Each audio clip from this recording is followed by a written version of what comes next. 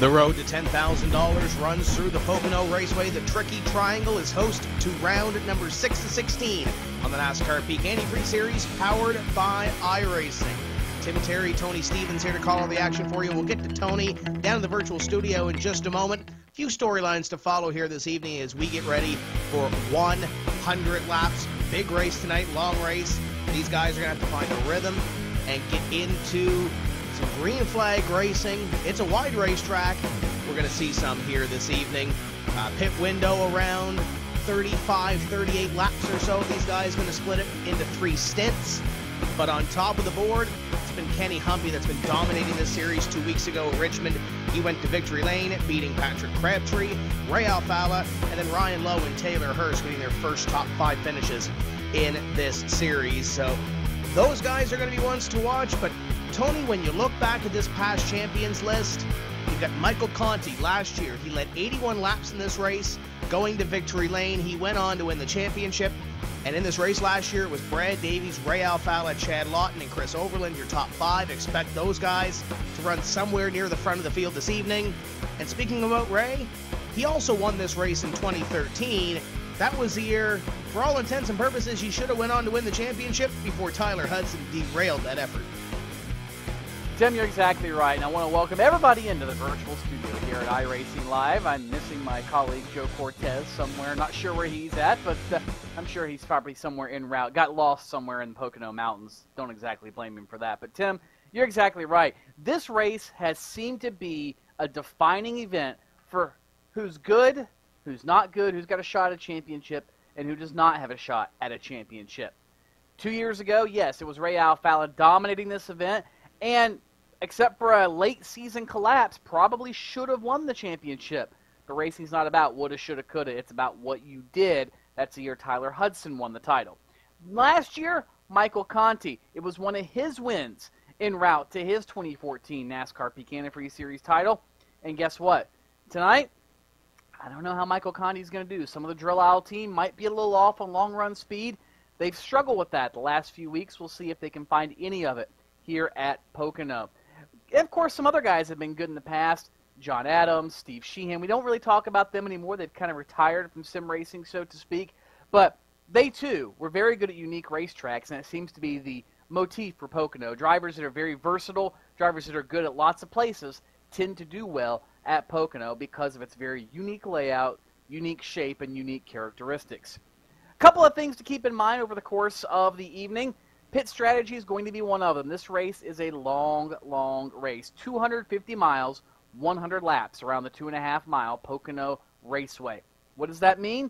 Teams can go about 35 to 38 laps or so on fuel. Do the math.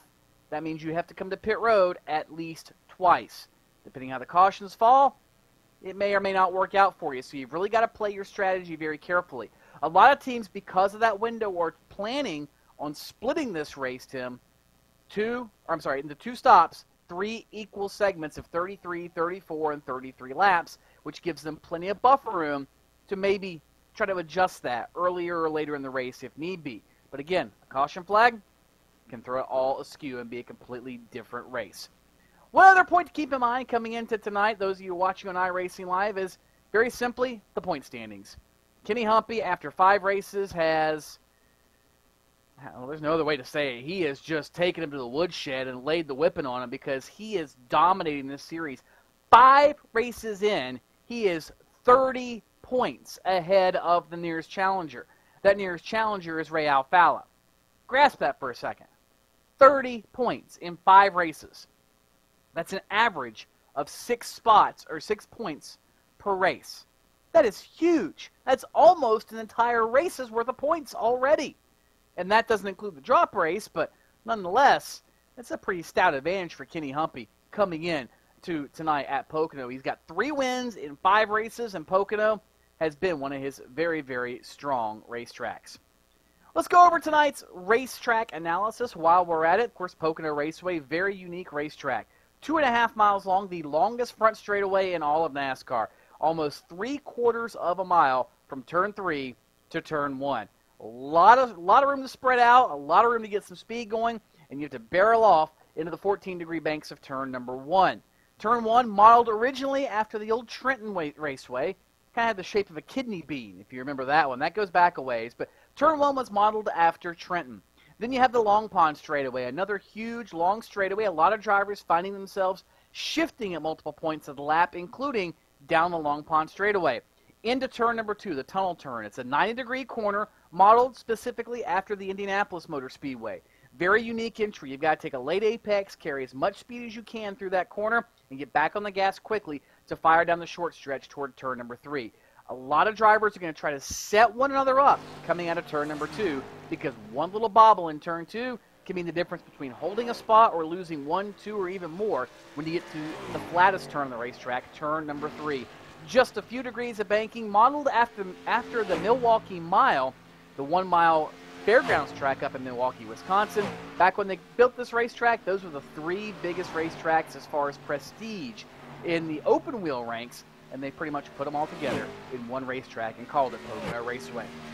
Tim, it's all about compromise here at Pocono. It's all about trying to maximize where you don't have everything you necessarily need.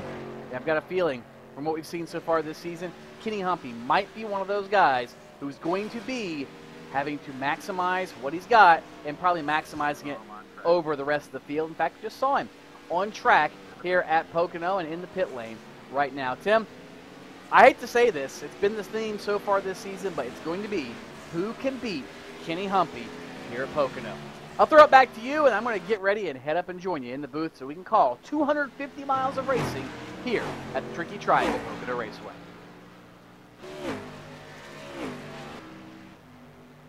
And you mentioned it, Tony, right off the hop. These drivers are going to have to beat Kenny Humpy because he will start from the pole of this race here this evening. Couple of drivers came close in qualifying, but not enough to beat the 58. It's a long race. It's 100 laps. Qualifying is going to mean something, but maybe not as much when it comes down to the end of this event.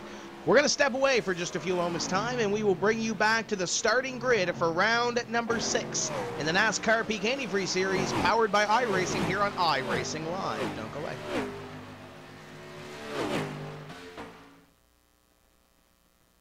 Sorry, guys. I never would have thought making duck calls would have stirred up this much excitement. No kidding. You got him coming up here. Shortcut time!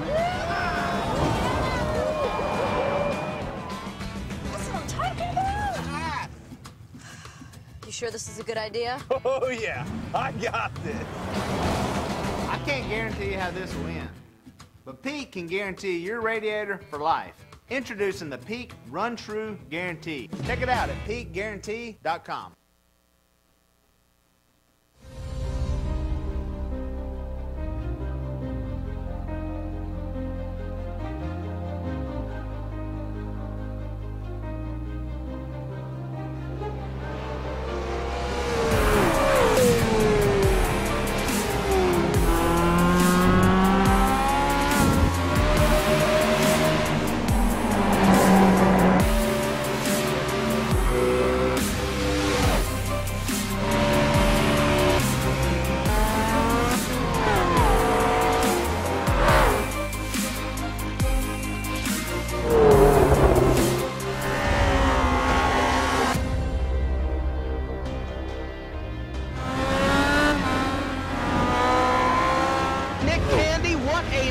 Truex in the outside, contact made. 56 slides it at a 4. Who's going to be at the stripe? Dead even, give it to Ryan Truex. Truex is your winner over Tandy.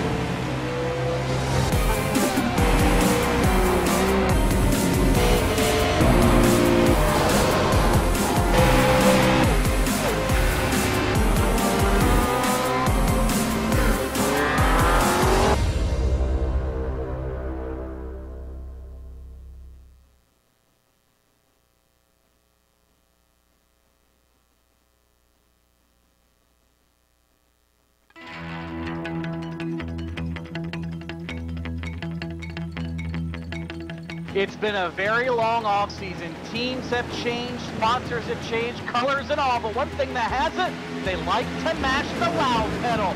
green flag is out on the 2015 NASCAR Peak Antifreeze Series season. iRacing is the ideal platform for these broadcasts because we have the best racers, the best online racers in the world, and we have such a variety of racing, from NASCAR to Grand Prix style racing, sports car, endurance racing. We do it all. Since 2010, the iRacing.com World Championship Grand Prix Series has been the absolute pinnacle of road racing in a simulated form. Great start then by Yakoda from the front. They're packing up behind number one. They're going to be 4 wide as they come down into turn number 1 for the first time. Will they make it for that first corner? You can see them funneling through the center S's. It looks as though everyone is just about made it through. We have got ourselves some contact though, Rachel. Side by side going into turns 3 and 4. Humpy's got the advantage, but Ottinger's not going to. Oh, he got into him! Ottinger gets into the 58, turns right into him, and that ends Ottinger's run.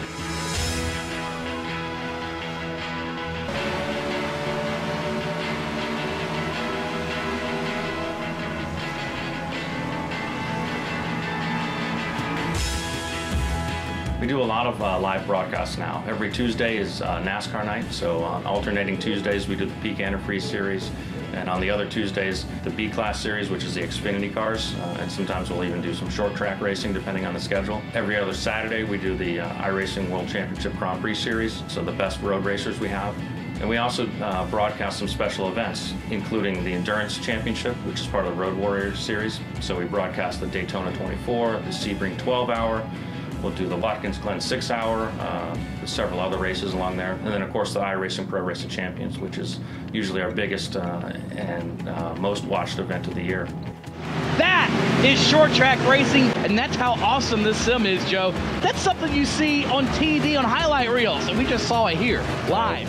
We invite iRacers who are real-world racers, and they compete every December. Guys like Alex Gurney, Justin Wilson, Scott Speed, Ron Capps, the list goes on. Really some big-name drivers from all major forms of motorsport. It's really neat to see them get together and race together. See Laughlin up top, down to the ball, gets turned! Laughlin gets turned! Caution is out foul at the front of the field! The easiest place to find the broadcast is on our website, iRacing.com/live. So you can find some of our races on fanschoice.tv as well. A nice place to find iRacing broadcasts. You can also find it at mrn.com and peakauto.com.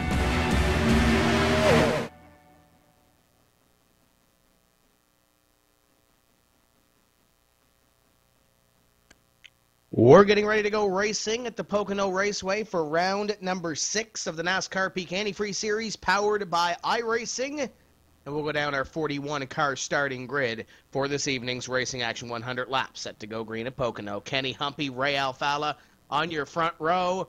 The 58 will start on the inside with a time of 55.122.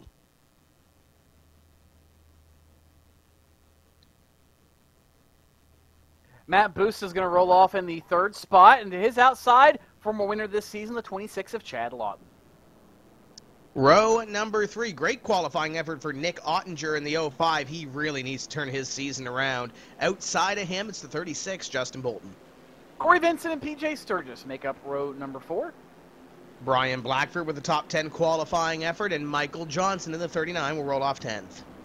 Stellar run for Benjamin Burmeister. He will roll off 11th in the 66. In car 11, Brad Davies, another solid run for him. He will start the night in 12th.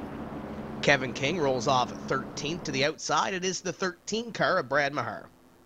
Taylor Hurst in the 74 rolls 15th, and Patrick Crabtree in the 15 starts 16th. Thomas Davis will roll from position number 17 to the outside. He had a top 5 run at Richmond. It's Ryan Lowe. Row number 10 is made up of Rob Ackley in the 22 and Casey Tucker, the Georgia driver, in the 28. Jake Sturgis in the 41 to the outside, 24, Nathan Wise. Cody Bias and Tyler Hudson are in row number 12, the 27 and 01 respectively.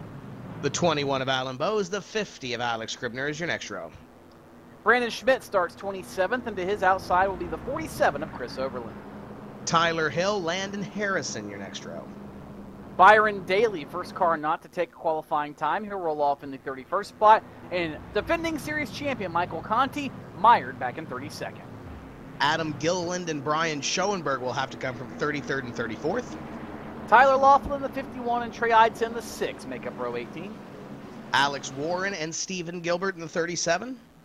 And final three starters, the 77 of Andrew Fayash III, Brian Day in the 4, and Denny Hansen, the SegPay 32 in the 41st spot.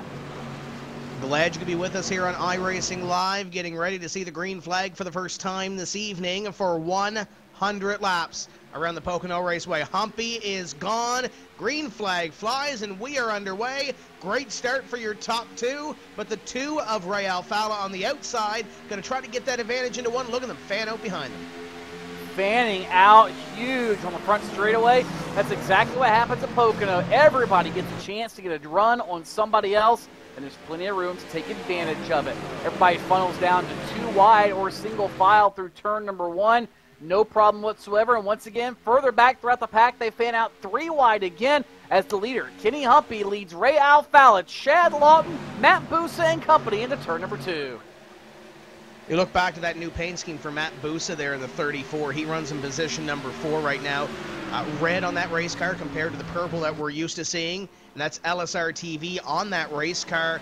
And Tony, he really needs to turn this season around. He's been qualifying great every single race we've been to. He just can't seem to close the deal. Right now running in the top 5. We'll see if those new colors and that new sponsor can try to turn the tide for him. We'll certainly find out if that is going to work for him. And still, you know, again, a very, very long race. Anything can happen here at Pocono, and sometimes you got to change your luck just a little bit by changing some of your routine. Paint scheme can be a perfect chance to change that routine and just change it up enough to where it gets you psyched up. It gets you thinking, hey, I've got things happening and I can make something of it. And that's exactly what's trying to be done here at Pocono. Everybody getting single file all the way back to about 10th place or so. That is Brian Blackford on the inside of Michael Johnson. Behind them, Benjamin Burmeister trying to make something happen on Brad Davies in the 11. There's another driver that really needs a turnaround there, is at 11 of Brad Davies. Blackford trying to take that position away from Michael Johnson. Behind them, Kevin King also trying to make a move on the outside of Brad Mahar. The 15 of Crabtree is there, coming off a top 5 run at Richmond. These guys just outside the top 10 trying to move around here early. Trying to jockey while the cars are still on top of one another, Tim. It's easy to pass somebody when you're all bunched up right after starts, right after restarts. Every driver here knows this, and that's why every driver in the field is trying to take full advantage of it. We've only completed 2 of 100 laps, riding on board the back of the 33 of Brian Blackford, and you get to see everybody battling behind him, including the 66 of Benjamin Burmeister, the 11 of Brad Davies, and look at Kevin King trying to stick his nose in there. Again, that's just right outside the top 10. Blackford, who you rode on board with, is in the 10th spot. Everybody else behind him, 11th, 12th, so on and so forth, as now you're on board with Kevin King in the number 29 off turn 3. Trying to get that car back up into the top 10 is Kevin King, and he's been having a couple of solid runs this season. King currently sits 8th in the point standings after 5 events this season. He's got Brad Mahar to his back bumper. And up in front, we have Kenny Humpy and Ray Alfala going at it for the lead position.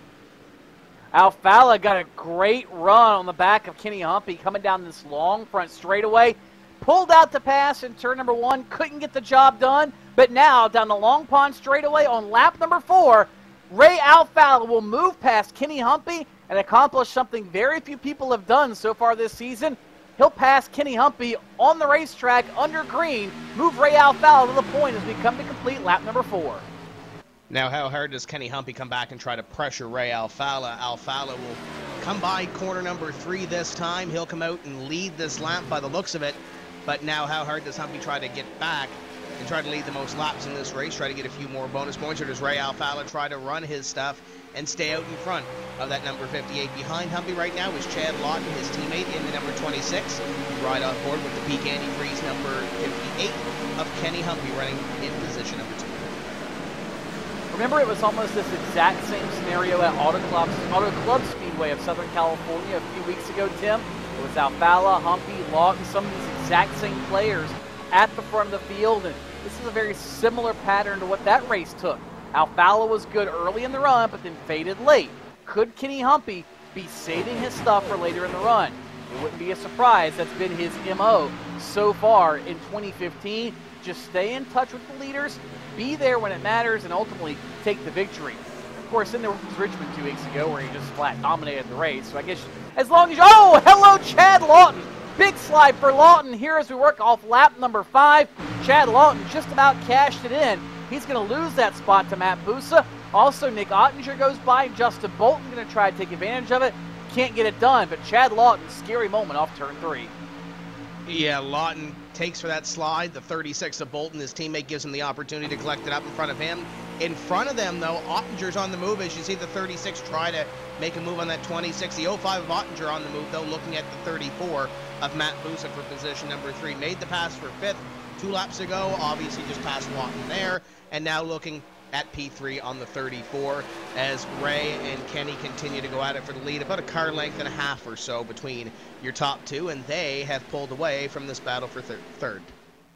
Well, I don't think they pulled away from this battle, Tim, but I think also Chad Lawton getting so far out of shape caused Busa and Ottinger more than likely to check up. In fact, here comes Ottinger now on the outside of Matt Busa. Again, that's for 3rd here on the front straightaway. Ottinger got the run off turn number 3, and really strange phenomena here at Pocono. A few years ago, they paved part of the racetrack over in turn number 3. Ultimately, they ended up paving the entire racetrack here at Pocono and redoing the surface, but for a while there, the top really had a huge advantage at Pocono, and it seems like tonight at least, it's not at a disadvantage, Tim. You can actually make a little bit of time up there, as you just saw Nick Ottinger do. So there might be some speed to be found on the top of the racetrack over in turn number 3. So with Ottinger moving to position number 3, we'll see if he has enough to run down the top 2 in this field, Ray Alfala and Kenny Humpy. Humpy now putting a little more pressure on the Vision of Flight number 2, the Slip Angle Motorsports driver leading the team, the number 58 of Kenny Humpy. And what a run for Humpy at a corner number 3. Sucks right back up to that number 2. See if he can make a move down here into corner number 1 as the 2 of Alfala holds the advantage in his Ford Fusion. And the 58 unable to make a move into 1. Humpy thought about it, though, Tim. He took a wider apex into turn 1, and look at him. He has a little bit better speed to the center. He's got to run off turn number 1, but Alfala, I'm not sure if it's just the gear he chose to pull or how much throttle he's actually giving that car. He actually was able to negate the run Humpy got and actually pull away by just a few feet, if that, off of turn number 1. So it appears at the moment these two cars fairly evenly matched. And as we talked about at the top of the show, this is a racetrack that requires compromise, Tim. How good can you be in turn 3 versus turn 1 versus turn 2? And there's your competition set up for turn 2 instead of turn 3. Most drivers set up for turn 3, but Tim, you know good and well, a lot of these teams will try something a little different to have a distinct advantage somewhere. Some might set up for turn 1 or turn 2 and just kind of try to manhandle it on the other 2 ends of the speedway. As these guys go for the lead position, you saw a tweet up there from Parker Kligerman wishing Byron Daly good luck in the Focus Energy number 93. Byron right now appears to be off the pace, though, in P41. So we'll keep a half eye on what happens with that Byron Daly race car. You saw in the box as well, Michael J. Johnson's webcam. Michael Johnson running in position number 9 right now, battling with Brian Blackford, and it seems like they've had a magnet with each other in these first few laps of this race because they haven't left each other's sight in the first 9 laps of this event. They'll come by this time, though, a complete lap number 9 as Ray Alfala continues to lead Kenny Humpy. We've got 3 wide, middle of the pack. Chris Overland mired back in this 3 wide situation. This happening way deep in the pack as far as the leaders are concerned. Back around the 15th spot or so. Tyler Hudson's right there in that Peak automobile. You've got Ryan Lowe, Nathan Wise all right there in the middle of that too. And you know, that's one thing about Pocono, Tim. You can get really mired in a group and you can't get away from one another because the speeds are so high, the draft sucks you right back in to the guys in front of you, and it can really create some opportunities for passing if you're in a close-knit bunch like we just saw working off turn number 3. And this group now works their way down the Long Pond straightaway. Again, Hudson in 16th, Overland 17th. Again, this happening just outside the top 15. Yeah, and Overland going to look to the inside now with Tyler Hudson going down into corner number 3. He's going to have the line down low, the double clutch Menards number 47. Going to try to take the advantage on the Peak Antifreeze 01 on the outside, side by side for that position. That is for 16th, and Overland will try to get that position at the stripe. They drag race down in the 47. will take that position. And look who's inserting himself into this battle as well. Ryan Lowe finished 4th at Richmond, his career high in this series. He makes up one more spot on Tyler Hudson, so Ryan Lowe continues to be on the move as well. And Lowe, we talked about him a little bit a couple of weeks ago at Richmond, like you said, Tim. And, you know, it's good to see drivers get that shot of confidence and get that thought process rolling that, hey, I can do this, I can make it happen. And that's always a good thing to see drivers start to increase their capabilities when it comes to the top-tier series like the NASCAR Peak Antifreeze Series. You see the 24 trying to tuck out a line. That's Nathan Wise. He's got a little bit of help from Casey Tucker in the 28. And that battle again through turn number 3. And there you see the different lines through turn number 3, Tim. Some guys running a lane or two off the bottom, some running right along that rumble strip in turn 3. Seems to be so far tonight the top is really the place to be. I've seen more drivers get better runs off the top than the bottom, but one does not necessarily have a distinct advantage over the other. You're right in the room with the 24 of Nathan Wise. He's going backwards as well as the 01 car, the 28 of Casey Tucker, trying to dispatch the 24 back one position. There's Patrick Crabtree just behind them as well, as he is trying to continue the momentum that he had at Richmond. He currently sits 5th in the point standings, does car number 15. There goes the 28 of Casey Tucker to move around Nathan Wise. That'll put him in P19. Continue to keep a half eye on that battle for the lead up in front as well, as Humpy is all over the back bumper of the 2 car of Ray Alfalla once again. Tim, you're in my mind. I keep looking back throughout the field and watching the great racing there. And then, of course, up front, Humpy has just been, I don't know if he's toying with Ray Alfalla. I don't know if he's trying to play mind games with the former series champion or if he's simply that good now at this point in the run. 12 laps complete. Remember, 35 to 38 laps is pit strategy of what we expected. So we're about a third of the way through a fuel run here. And here comes Humpy again off turn 1. Can't quite get the run off Alfalla, but man, he is tucked up fierce underneath the back of that Ford Fusion. Kenny Humpy trying to stick the mountains of the peak, or yeah, there you go, exactly. Trying to get the, trying to peak on the mountains right now, I guess we'll put it that way. Hello, watch Humpy off turn number 2. That's how on the edge he is in that 58 car, trying to get the lead from Ray Alfalla. Yeah, you can't have one slip. Kenny Humpy just had a slip. He's going to try to regain himself, and look at the run he got through corner number 3, trying to get back up to Ray Alfalla in car number 2, this time by 13 laps completed, about a half car length between the 2 and the 58, and a run down the front straightaway for Kenny Humpy. But it seems like these last couple of laps going into corner number 1 right here, he cannot do anything with the run that he had. Pokes the nose to the outside, and he'll try once again to get a run off corner number 2, and there goes Humpy to the outside of the 2 of Ray Alfalla. Alfalla leaves the room. Humpy set that pass up going into corner number 1. Looked like he had the run into 1, and now they'll be side by side through 2. Oh, treacherous turn number 2, side by side. Both drivers have to tiptoe here. They're able to do it, and still, door to door off the second turn. What a battle for the lead. 14 laps complete this time by. Humpy trying to reassert himself at the point. He will do so. He'll get the run on the outside of turn number 3, and it looks like he will muscle past Ray Alfalla, move Kenny Humpy back to the point, Alfalla to second, and all that racing has allowed Nick Ottinger to close in third. He now going to make a bid for the runner-up spot. Ottinger now a part of this battle for the lead. We have a 3-way dance up in front, the 58 of Humpy, the 2 of Alfalla, and the 05 of Ottinger. And Ottinger's come close here a couple of times, Tony. I believe it was a couple of years ago where he and another driver got into it going into corner number 1, and that cost him the victory in this race at Pocono. One of those racetracks that Ottinger hasn't won at, and I'm sure he's looking to avenge the bad luck from a couple of years ago. And he's got 2 cars in front of him looking for the lead position, albeit Ottinger knows, like everybody else does, this is a long way. Little bobble from the 2 of Ray Alfalla out of that last corner. And that's what allowed Ray to lose the lead. Actually, Tim, was a bobble out of turn number 1. It makes me think that Kenny Humpy saw something in the 2 car that he could take advantage of and forced Ray Alfalla to maybe burn his stuff up a little quicker and a little earlier than he would want to, because ultimately that's why Humpy got the lead.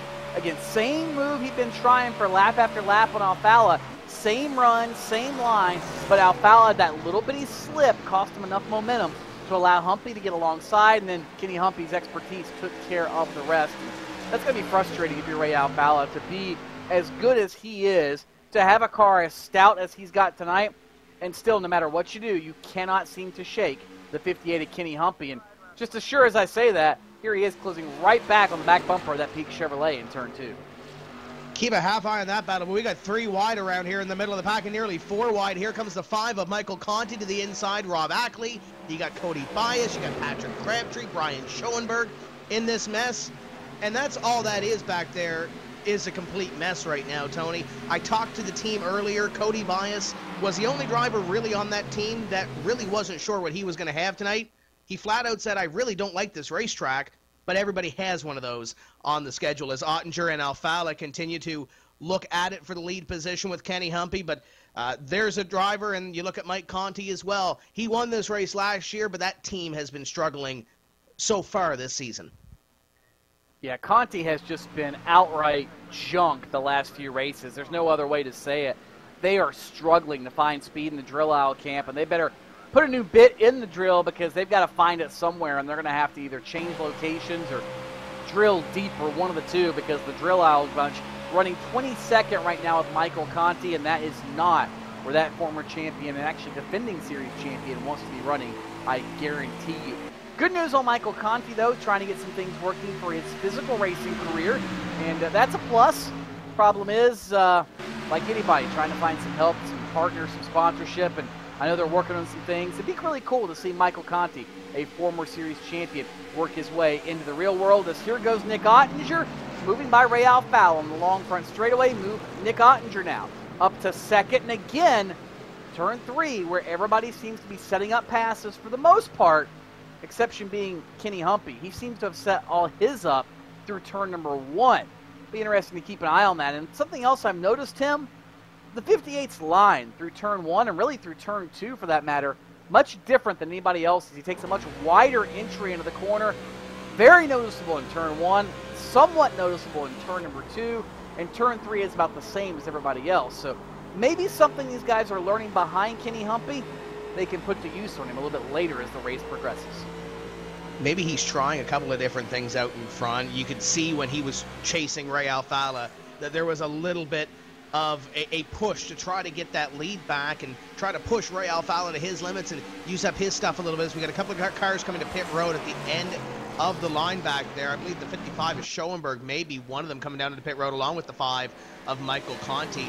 But I think Humpy might be trying something different, or maybe a little more relaxed line, trying some different things. The 5 missed his pit stall there as it's getting close up in front for the lead with the 05 of Ottinger and the 58 of Kenny Humpy. Ottinger's reeled him in. Ottinger has reeled him in as Schoenberg and Conti finished service on pit road. That's one thing one of our viewers on Twitter asked us about, using hashtag #InPass. Interact with us here on the broadcast team over the course of the night. Did you ride on board with the leader, Kenny Humpy? Somebody asked me, you think anybody will work this race backwards and make the gambling strategy? Answer, yes. Brian Schoenberg and Michael Conti. They're going to try it. They pitted soon enough. They're going to stay on the lead lap. So it looks like if the caution were to come out now, they'd be set. And this is one of the few racetracks you do want the caution to come out, Tim, if you're able to stay on the lead lap after pit stops. And that was a 32 of Danny Hansen. The field just passed as he came off at pit road in the Seg Pay Ford, and he is one of those drivers from the drill aisle that also made that strategy. 58 and 05 continue to go at it for the lead position, and as you mentioned, Tony, these guys can go approximately 38 laps or so, give or take a lap or two on the fuel, as we got a couple of guys back there going at it for position around that 3 and 4 wide Hornet's nest that we were talking about earlier, I think.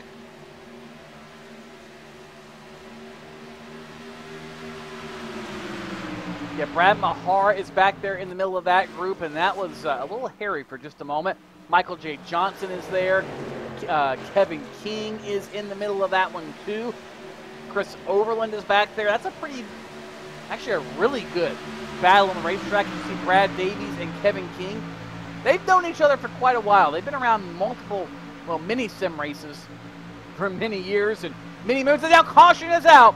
Problems on the speedway. Looks like in turn number 1, Danny Hansen has gone around, bringing out the caution flag here on lap number 21. So, Tony, with that strategy, you said you wanted the caution to come out. Does it help if you're the caution? Well, Danny Hansen had already been down pit road, Tim, so it really didn't help him by any means. And poor Benjamin Burmeister, we talked about him and how he was having a great run here at Pocono. Bad luck strikes again. He catches a piece of Danny Hansen and ends up in the outside safer barrier with what looks like very terminal damage. You're going to take a little look at the 13 incident there. Brad Mahar going at it there with Chris Overland and the rest of the field. But to go back to that caution as we look at the replay of the other incident, Danny was not alone in that incident. He had a little bit of a help from the 57, I believe that was, of PJ Sturgis going into that corner. PJ sending Danny a little harder, a little faster than he wanted to go into that corner. And as you mentioned, tough break for Benjamin Burmeister. And we talk about these drivers, Tony, having real-world experience. We talked about Michael Conti. Let's talk about PJ Sturgis for a second as well. Had the opportunity to go down to Beach Ridge Motor Speedway last weekend. PJ finished top 3 in the Wicked Cool Midgets, finished second in that race, and had an excellent run in the Beach Ridge Motor Speedway opener. So PJ Sturgis in the 57 right now, having a good race as well, in position at number 6 here on the virtual racetrack. And Tim, so many of these drivers can go back and forth. That's one thing a lot of people discredit some of these drivers as, oh, they're just on a sim. It's not really that big of a deal. Oh, contraire. I think we've proven that multiple times over. Guys like PJ Sturgis able to succeed in an open-wheel car competition on short tracks. Guys like Michael Conti jumping into INEX-sanctioned Legends car competition and having solid runs his first couple of times out. A number of drivers have done that over the course of the years. In fact, last year in the Peak Stock Car Dream Challenge, 2 of the 3 finalists were iRacers. Tyler Hudson, the 2013 Series champion, and Paul Kashiba, the driver from the Northeast who has years and years of sim racing experience. They were paired, or not paired, but they came down to Christian Payhood, late model ace from the Carolinas, who also is an iRacer. So guess what? The experience and the talent does go back and forth from sim car to real car. Field is on pit road, Tim. 23 laps now. Well, check that, 22 laps complete. It might be close, but I think you can make it from here on one more stop. You've got to make sure the fuel cell gets packed full of every drop of virtual Sunoco fuel. They'll bolt on 4 brand new virtual Goodyear Racing Eagles, and that is order for everybody. Humpy will win the race off the pit lane. Alfala looks like might get beat off by the number 05 of Nick Ottinger. Matt Busa's there, PJ Sturgis, Justin Bolton as well, and so on through the field. Big loser looked like might have been Chad Lawton losing a couple of spots on the pit lane, and tough break for him, but really no changes, nothing major. 4 tires and fuel for everyone on pit road. Yeah, it was very close off pit road between the 05 and the 2. You saw the 2 try to slide that thing past the line. We'll see who ends up with that position. It looks like on the racetrack right now it was Ottinger in the 05 car. Let's take this opportunity to step away for just a few moments' time, and we'll be back racing in just a few moments. Working lap number 23 of the NASCAR Peak Antifreeze Series, powered by iRacing at Pocono.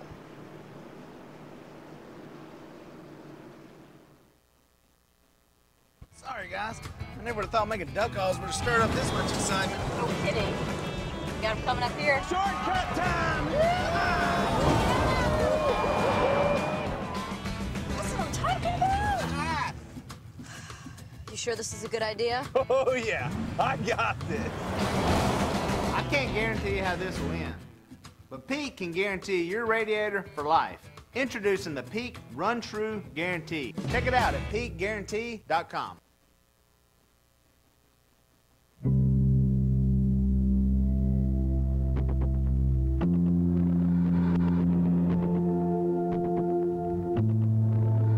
We're so excited to be bringing the Nürburgring to everybody. It's by far the most requested track that we've ever had. I've been with iRacing since the beginning. I can't tell you how many people I've met at trade shows or racetracks and demos that we've done all across the United States and even in Europe, and it's always the most requested track that we've had. And it's always been kind of a sad answer, no, we don't have it. When are you bringing it? And we never really had a good answer. And obviously we announced this last year, and it's super exciting. I mean, it really is one of the premier tracks in the entire world. The Nürburgring, to me as a race fan, is the holy grail of racetracks. Even from the gaming aspect, just getting that car around that track was a personal achievement by itself. It's kind of got this iconic status to it that makes it different than any other track in the world. We actually have a lot of history with the Nürburgring, dating back about 20 years. We created a version of the track for Grand Prix Legends, which was a Formula One simulation for the PC. But this will be the first time that we've worked on the track with laser scan data, highly precise measurements, and of course the iRacing standards of quality. So we're really excited about this project and we can't wait to release it.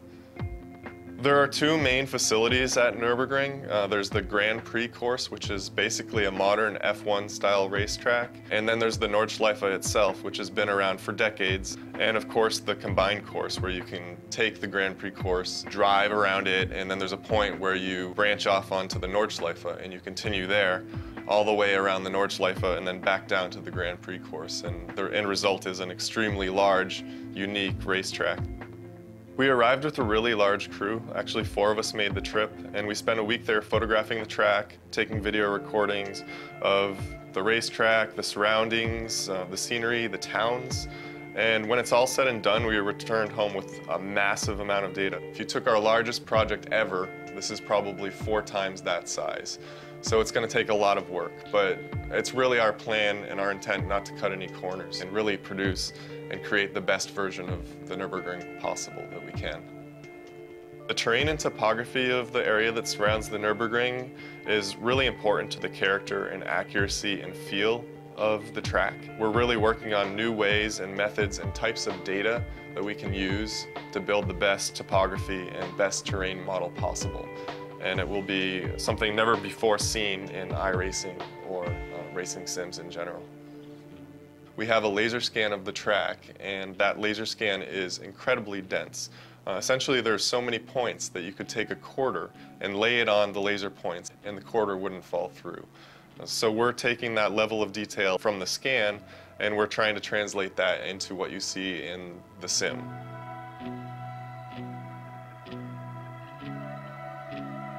You won't find the level of detail that we bring to tracks anywhere else. You guys expect that from us, and we'll continue to do that. It's not just purely laser scanned. It really will have personality, and I think that that's what's going to make our track unique.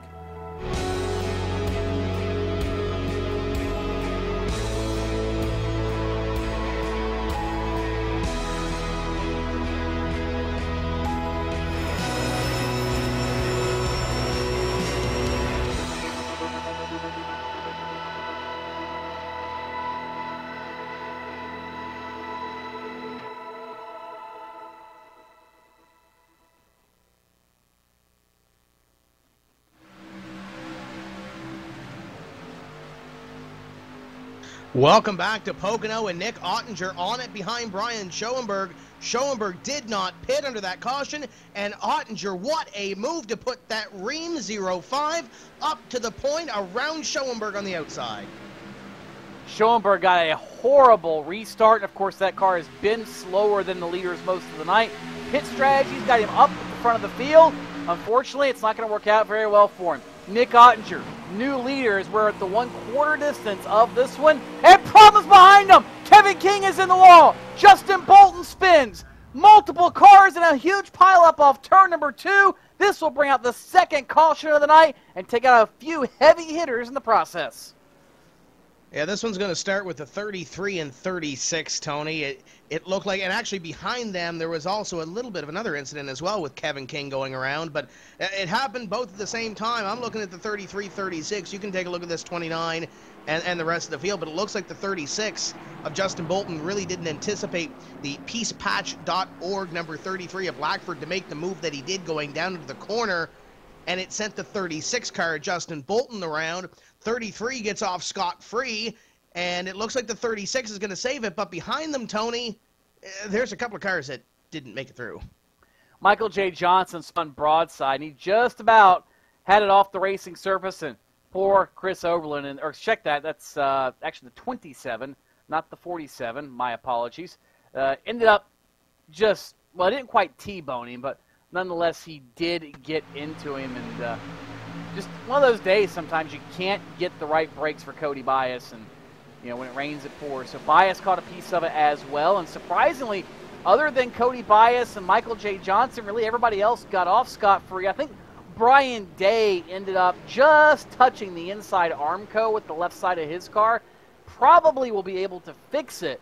But otherwise, relatively lucky spin for everybody else who was able to miss that chaos.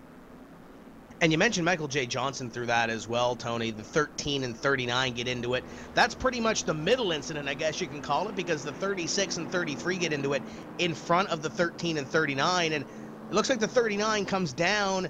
The 13 tries to find a hole that might not be there and gets into the back of the 39 as everything is ensuing. And then the Camry of the 13, I don't know if we can get a camera on that or not, but he goes off the access roads and gets a little bit of air in that Tim's Corner Motorsports number 13 and pulls back onto the racetrack. And Tony, the little bit of the dip that he took in the infield might have caused more damage for the 13 than the actual contact with the 39 and Michael J. Johnson. But a few little incidents there happening all at the same time, and we got some pit stops happening now. A number of drivers on pit road, including the number 36 of Justin Bolton, who was in that caution flag, and others. Brad Davies is down. The 39 and Michael J. Johnson is in. Kevin King is in for service. Taylor Hurst leaving his stall, as is Mahar, the 3 of Schmidt, and others. The good news for every single one of these drivers, Tim, they were a little close on fuel after the last caution flag. They might have been able to make it a one stop, but it was borderline. After this yellow flag, a couple of laps of insurance, and now everybody pretty much can go the rest of the way on one more stop who has pitted under this yellow. Ottinger, Humpy, Schoenberg, Alfala, those guys, they're going to be treading very, very lightly as to whether they can make it a one more stop. This caution flag might have just made the difference as far as who wins and who ends up having a not-so-great night here at Pocono. Looks like Cody Bias has called it a night. He has pulled it into the garage area and disconnected from the server. Speaking about disconnections from the server, Tony, Michael Conti's connection fell through under that last caution flag. He is back on the racetrack, but he is 4 laps down. Now, here's the point that I want to make. Yes, he is the defending champion. Yes, he can drive the wheels off anything. But coming in, he's 13th in points, 128 points behind Kenny Humpy, who has 218 points. We are halfway through this segment of the season where there's going to be one drop allowed for each driver. The first 12 races, you're allowed one drop. But being 90 points behind, and Kenny Humpy, the way he's driving, and we'll throw Ray Alfala in the mix as well, because Ray, albeit is 30 points behind Humpy, he's 60 points in front of Conti. With Conti being 4 laps down here, dead last in 41st, is this game over for the defending champion when it comes to the championship? The way Humpy is running, I think the answer to that question is yes. I think Michael Conti, any shot he had of a championship is gone. It's gone here tonight. Very unlikely he will pick up 4 laps with the free pass. That's going to require this to be a wreck fest, number one. Number two, it's going to require him to still find some speed to work his way through the field, not something he had a lot of earlier. I don't see Michael Conti finding speed, not only here tonight, Tim, but finding enough speed after tonight where if he was somehow miraculously able to salvage this evening to where he could be on par or better than Kenny Humpy for the rest of the year. There's only 10 races left after tonight. That's less than 2/3 of the season. You're this far back, this early, toast. Go ahead and stick the fork in Michael Conti. His championship dream of repeating is done. And with that, when you look back at the point standings, you look back to the top 10, you look at Matt Busa, quick math, he's about, 65 or so points behind Kenny Humpy right now. Brad Mahar is back there, 138 points compared to Kenny Humpy's 218. Brad's had a good season. Corey Vincent's had a good season. He sits 12th in the point standings. A lot of these drivers are going to be close. Keep in mind, there are prize payouts, I believe, all the way back to 12th place in the series, 10th or 12th in this series. But when you look at it, Chad Lawton sits at 176 points. You go all the way back to, let's say, Michael Conti back there, who sits about 50 points behind after 5 races.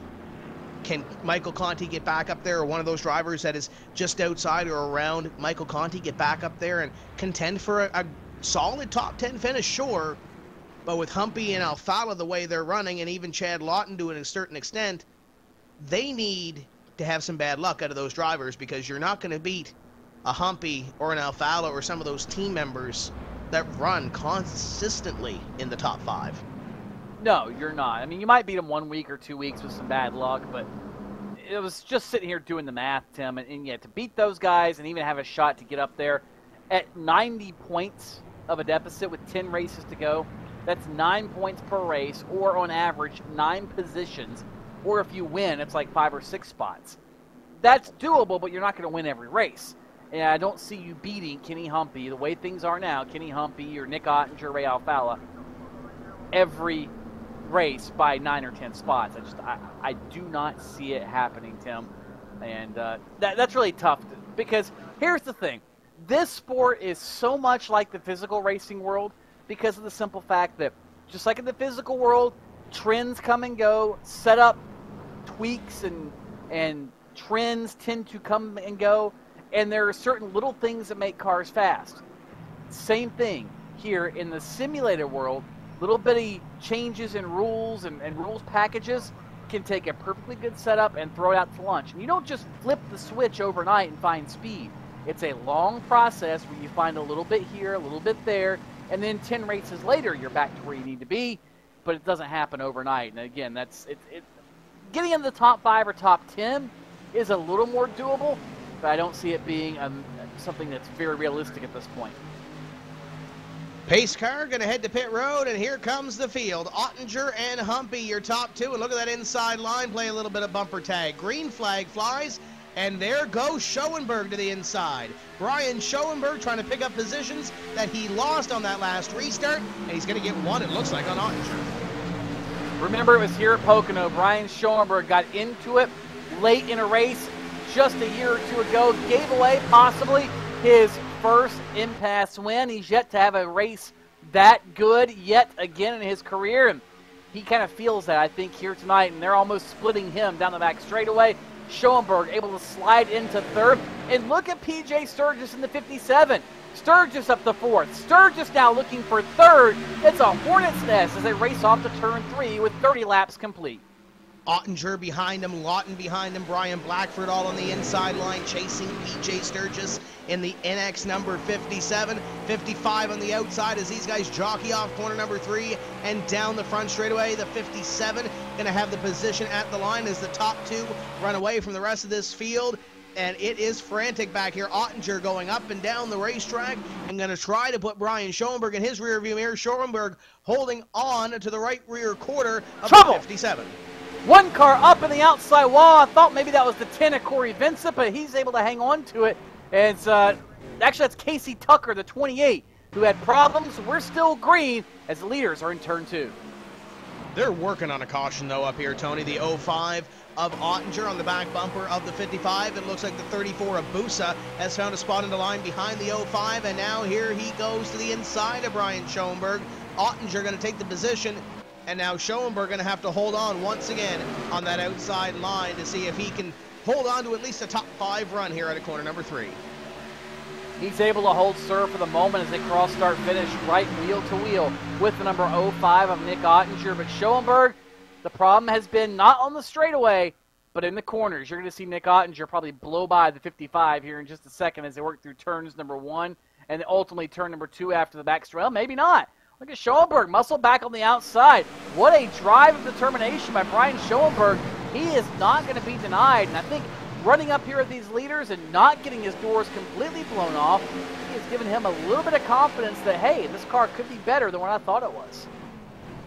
Yeah, Schoenberg hanging with these guys, but when you look at it, Tony, let's say we do go another 20 laps green flag racing. Does Schoenberg's car hold on for the long run? It looks good on the short run.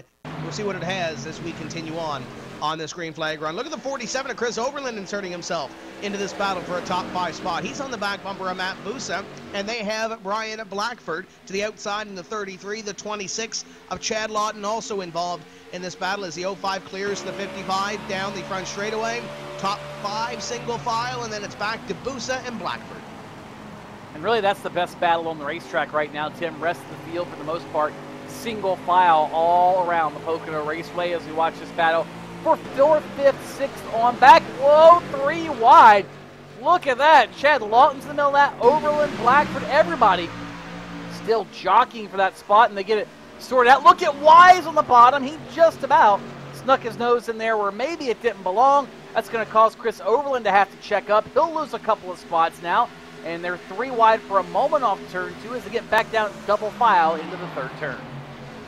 Yeah, Lieutenant Corey Vincent stuck his nose in the inside for a moment as well. T-Loth is involved in this battle as well. That's the highest running Aftermath Motorsports driver in this field, just outside position at number 10 as Nathan Wise in the 24 goes to the inside of Overland in the 47, the 10 and the 51, and I believe that might be the 01 of Tyler Hudson back there starting to work his way towards the front of this field. It is Tyler Hudson, Tim, slowly, methodically picking his way car by car towards the top of the scoring pylon, and hasn't made a lot of noise, but that's kind of been Tyler's MO the last few years. He doesn't make a lot of noise, just slowly, methodically puts himself in good positions at the end of the race, although right now he is in a very precarious spot behind Nathan Wise, Chris Overland, as well as the 51, Tyler Laughlin there, Corey Vincent there too, and they continue to swap the spot back and forth every single corner, it seems like. They'll split Laughlin momentarily as they work off turn 3.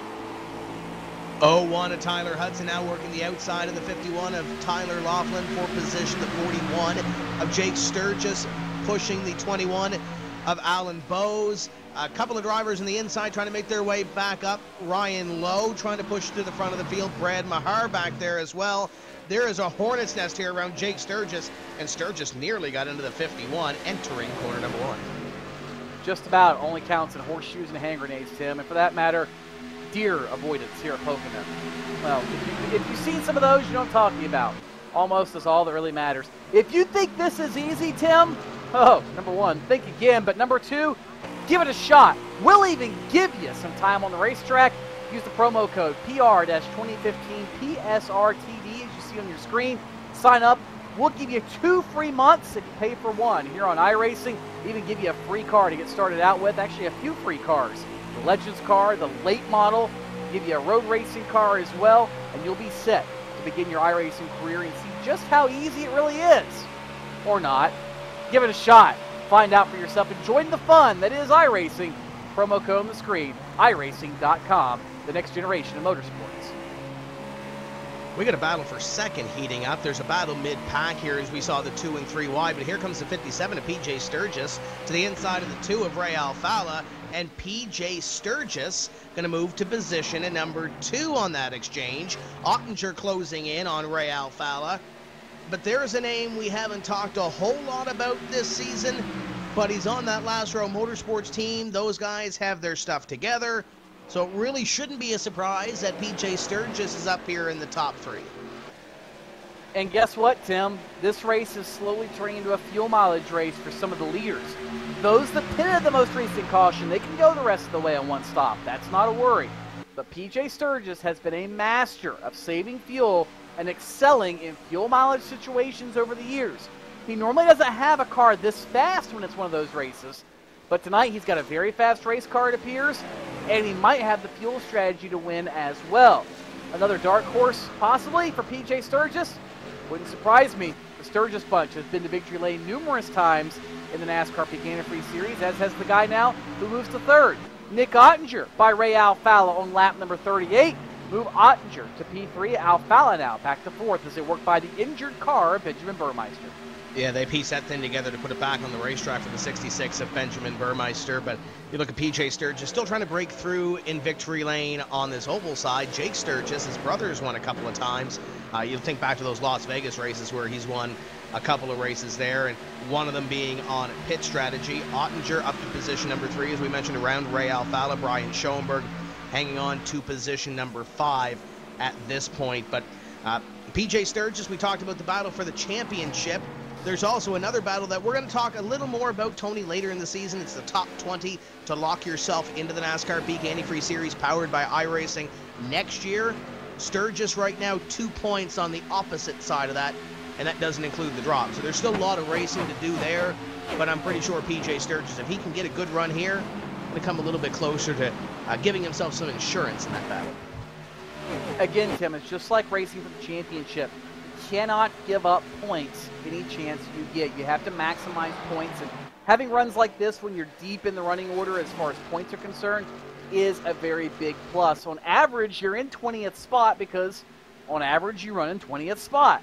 So if you can have runs like this, it'll help to vault you further up in the point standings, and then when you go back to those quote-unquote average runs, it makes it that much harder for the guys who are chasing you to get to you and get around you as far as the standings go. Riding on board now with Chad Lawton, and just ahead of him, Tim, it's still that Pro Geek Consulting Chevrolet of Brian Schoenberg, the Californian.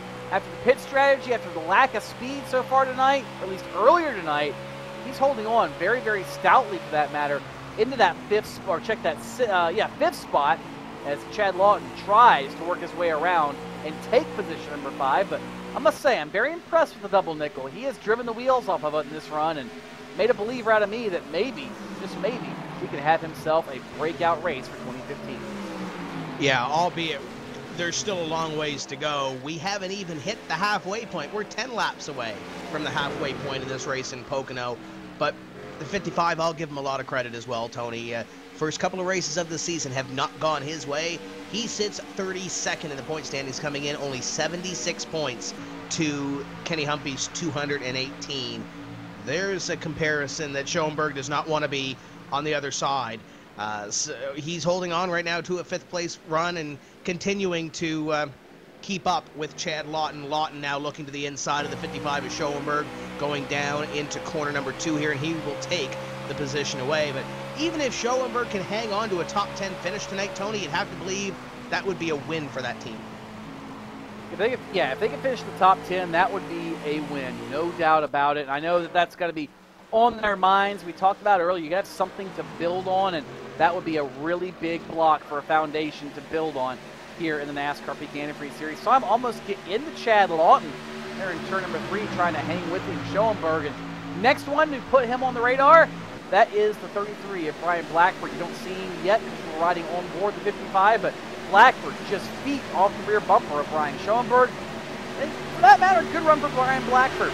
Slip angle driver, has had mediocre runs so far this season, had an injury in a go-karting accident last season at a racetrack, able to power through that. Now here he is back to old form inside the top 10, running up in the 7th spot behind Schoenberg and ahead of the 34, Matt Busa. Yeah, keep a half eye on that, and also 2nd as well, because here comes the 05 of Ottinger to the inside of the 57 of PJ Sturgis. 05 will take that position over the 57 of Sturgis. Behind them, it looks like the 33 and 34 might be going at it as Sturgis tries to cross over the 05, not going to get there.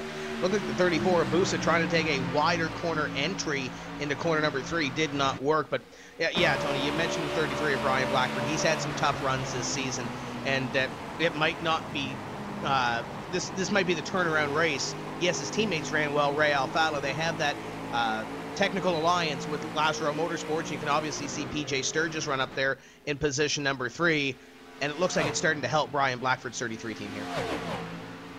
It really does look that way, and that's a good thing. I would think you would say is Sturgis is there, Blackford is there, Alfalo. They're all right there in a group. So certainly it seems the rising tide has lifted all ships when it comes to Lasro and the Slip Angle Motorsports group. Remember, earlier this season, first couple of races, they weren't quite this competitive. Yeah, they were good, but they weren't quite this good.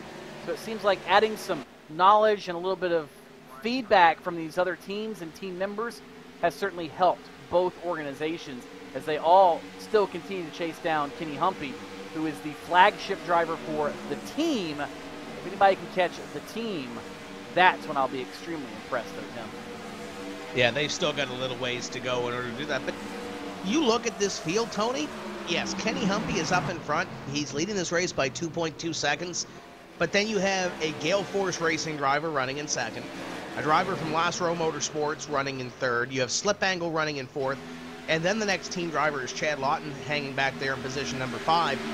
You could group the 57 and the 2 together because they have that technical alliance with Lasro. and Slip Angle Motorsports. Those teams virtually working together on setups and working together with testing. So you have Brian Blackford up there as well from that team in position number 7. Chris Overland is back there in position number 9. That is the next team in the lineup. But you look at that other team, Tony, there's only 2 right now that I'm counting in the top 10 from the team. Yeah, and that's something that's a little different, Tim. We've seen the team essentially dominate, which tends to make me think that maybe as you watch the Danny Hansen spinoff turn number 2, he was on the lead lap trying to avoid Justin Bolton, and miraculously Hansen did not hit anything substantially and able to take that car back to the pit road and the garage. So we will stay green. But yeah, I'm starting to think that the diversity up front and the fact that Kenny Humpy is still the leader, though, Tim, says it's not as much about setup and teammates and team knowledge as much as it is about simply being that good of a race car driver. Kenny Humpy continuing to stretch it out over Ottinger Sturgis and Company. And something tells me it's not, again, not under the hood. It's in the head and behind the hands of Kenny Humpy. And I'll agree with you to an extent. You look at some of those drivers, though, that haven't been performing the way that they have in the past, per se. Brian Day ran really, really well last year at the start of the season, and there's been a couple of races where he's just run mid-pack. Brad Davies, prime example, albeit he's been on the wrong side of the inch a couple of times.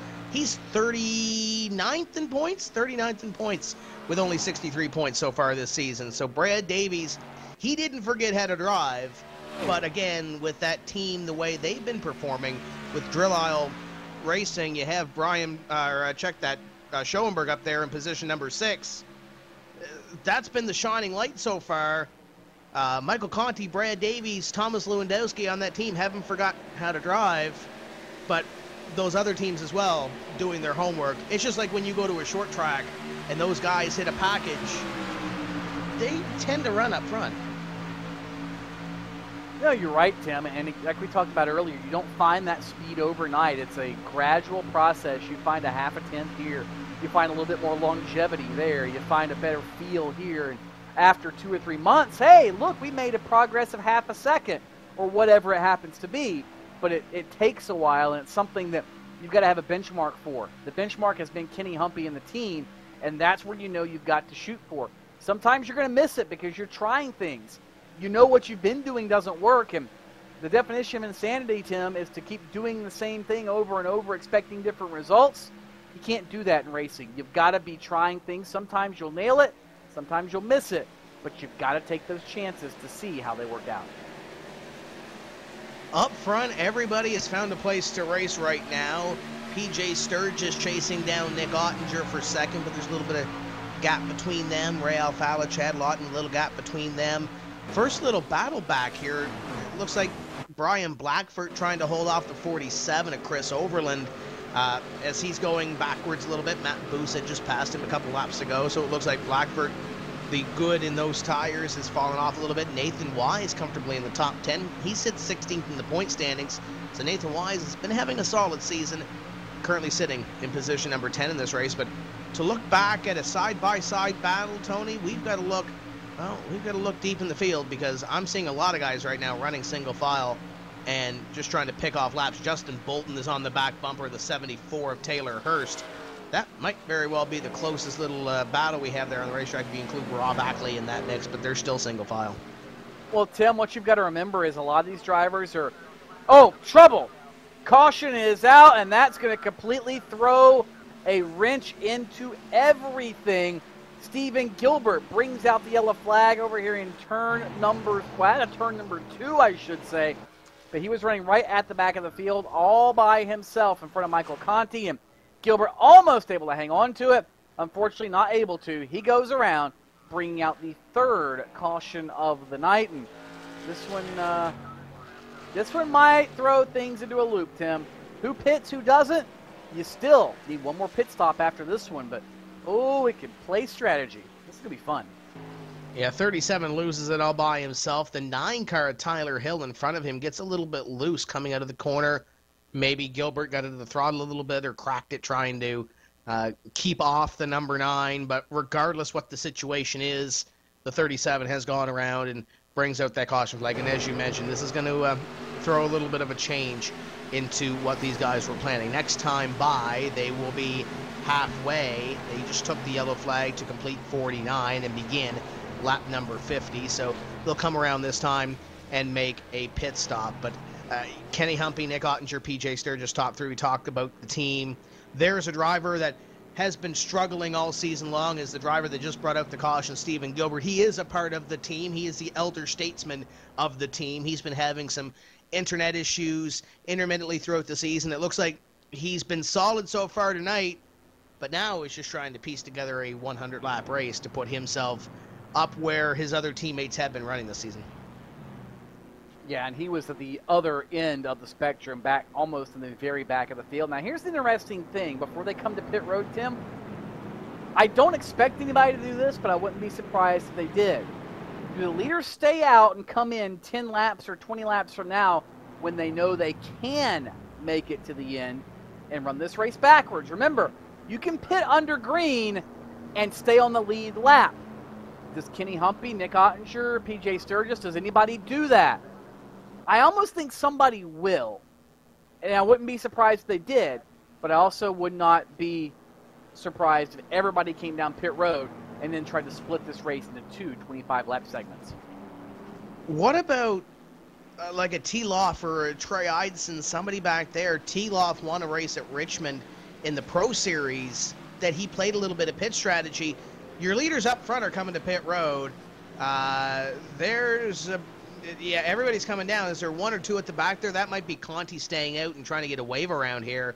But it looks like everybody, for the most part, Tony, is coming down pit road. So there goes your strategy out the window. Again, Tim, not surprised that nobody did, but it wouldn't surprise me if somebody did try it because of the fact the way cautions tend to work out here at Pocono. It's a big gamble, but it might be worth it. One car, Tyler Hill, appears to have missed his stall. He might choose to go on that strategy now. Danny Hansen also off the pit lane. Looks like he might have missed his stall. Humpy is the first one off of the leaders, followed by Ottinger, Sturgis, Alfala. Lawton is there as well. No major changes up front, but this one could throw a wrench into it, especially if Hansen and Hill stay on the racetrack and try to play this race backwards for the final 49 laps. This is a perfect opportunity to head over to iRacing.com if you're watching this for the first time. Tony mentioned it under that green flag run, but we're going to give you an opportunity to go over now and do it since we're under caution. PR-2015 PSR TV is the promo code. You head over for $12. You get 3 months for the price of one. You're also going to get the late model stock included with all the other cars that you're going to get, including the Legend in the Street stock and a couple of other road cars, road tracks, and some short tracks like Oxford Plains Speedway, Thompson International Speedway, and a couple of others as well. We say this now because we are going to go to break, and you have the opportunity now to do that and then come back, enjoy the rest of this race, and then go racing. Tony Stevens bought a brand new G27, so he will be on the racetrack after the race as well. So you get to race with Tony Stevens. Don't go away. We'll be back with the rest of Pocono. We're halfway.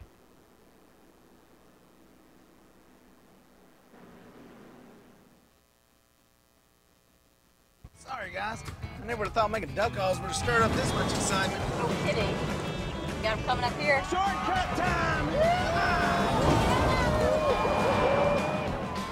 That's what I'm talking about. Ah.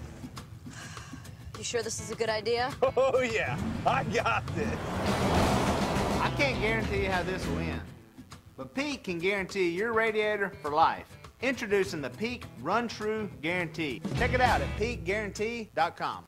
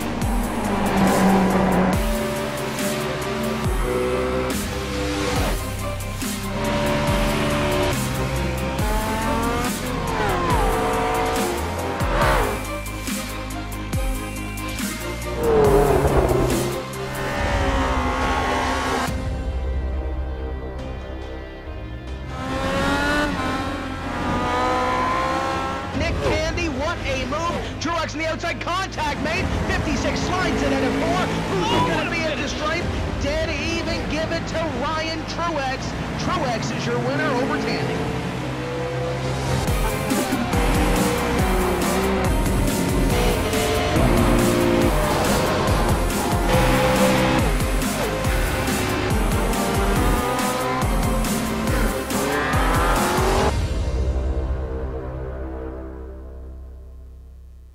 Sorry, guys.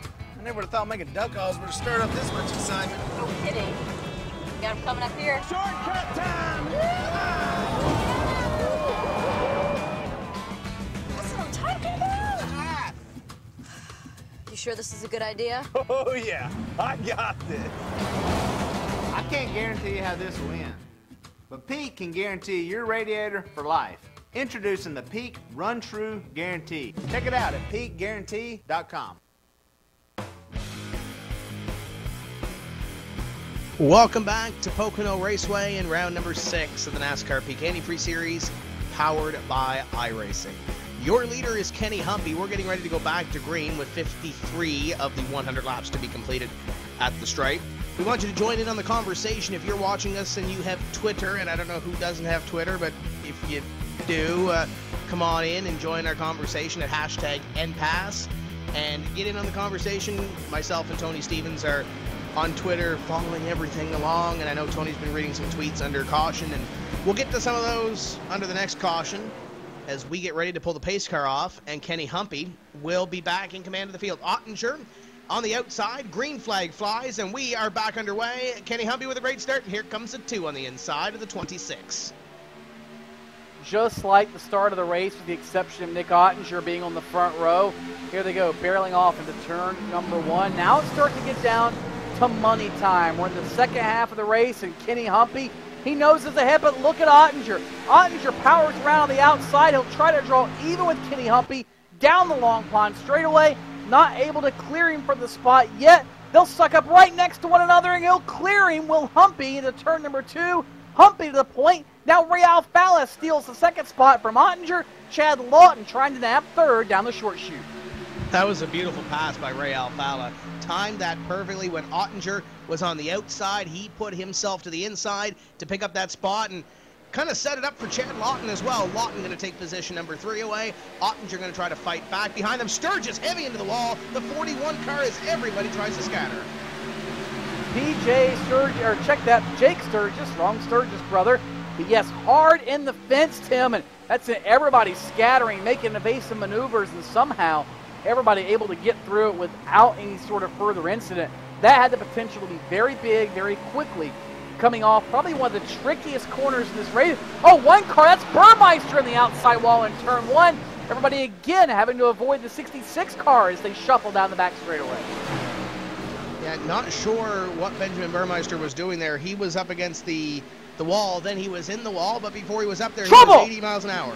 Big trouble, turn number 2, 4 or 5 cars are in it. Looks like the 36 of Bolton is in it once again, and it is a parking lot off of turn number 2. Rob Ackley is in it as well. He was the red and white car I saw, but again, 5 or 6 cars totally demolished on the back straightaway. Among them, the 41 of Jake Sturgis as well. We were just talking about how he had problems out of turn number 3, and half a lap later, Sturgis ends up in the pileup off turn 2. Yeah, it looks like the 13 and the 21 had it coming together, and it looks like the 13 may have come down a little bit on the 21, at least at this angle that I'm looking at. And then it ensues. They go spinning, and then everybody else piles in. Tyler Hudson makes it through. Trey Eidson makes it through. And then almost everybody behind is going to get some little piece of this. Kevin King gets a huge shot. Stephen Gilbert, the 4. Teloff involved. Jake Sturgis. Sturgis, there's no way for the virtual throttle to stick, Tony, but he hits the 36 afterwards, and then he's going to come down and hit the 13, and he's going to hit everything that moves. Not a good night, or not a good last 2 laps, I guess, for Jake Sturgis in the 41. No, it was not, Tim, and that took out a number of guys who were trying desperately to have good runs. Keep in mind, we cannot make it from here on fuel still, so we don't expect any of the leaders to come down pit road, but this does give you a little bit of flexibility if, say, you want to give it a shot for later. If you're further back in the field, come on in, top off the fuel. You never know. You might decide to come in for a splash and go instead of 2 tires or 4 tires later in this race. You're almost to that point, Tim. Almost to that point. We're about 6 or 7 laps away from being able to make it the rest of the way on fuel. Somebody in the back might try it, but I don't see it happening just yet. And look at this. Ray Alfala's going to come down pit. Oh, nope, thought about it. And Nick Ottinger thought about it as well. But the fakes are on here at Pocono. 21 of Alan Bowe is going to be the first one down on pit road, and he may have some damage from that incident after a little contact with the 13 of Brad Mahar. The 10 of Corey Vincent is down. Taylor Hurst, after top 5 finish 2 weeks ago, he's down on pit road. Tony, I'll give you a little bit of a quiz, and I'll give you a hint. One of the drivers, or the driver, is down on pit road. There is one driver after 5 races that is performing under par, per se, compared to the rest of the field. Alan Bowes sits 41st in the point standings, 55 points. He is the driver on the bottom of the pile that has started all 5 races this year. And it's looked decent so far this evening for Alan Bowes, but we're just past the halfway point of this race, so we'll see if the 21 can rebound and try to pass a couple cars in the point standings and make it. Well, I don't know that he has to pass all these cars, Tim. Remember, he was running 15th. He'll probably come back in about 15th to 20th, but he's got a little bit more flexibility on when he pits now, whether that's under green, under caution, splash and go, 2 tires. So he set himself up for some options now towards the end of the race. And where he was running again, I don't think I can blame him. It's worth the gamble. Like you said, Tim, you're junk in the point standings. Go ahead and make the most of every opportunity you have.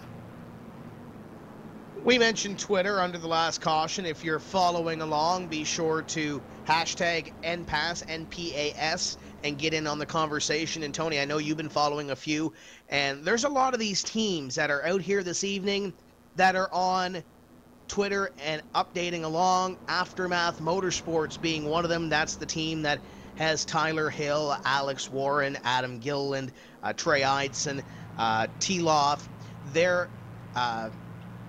Their handle is at Aftermath MS.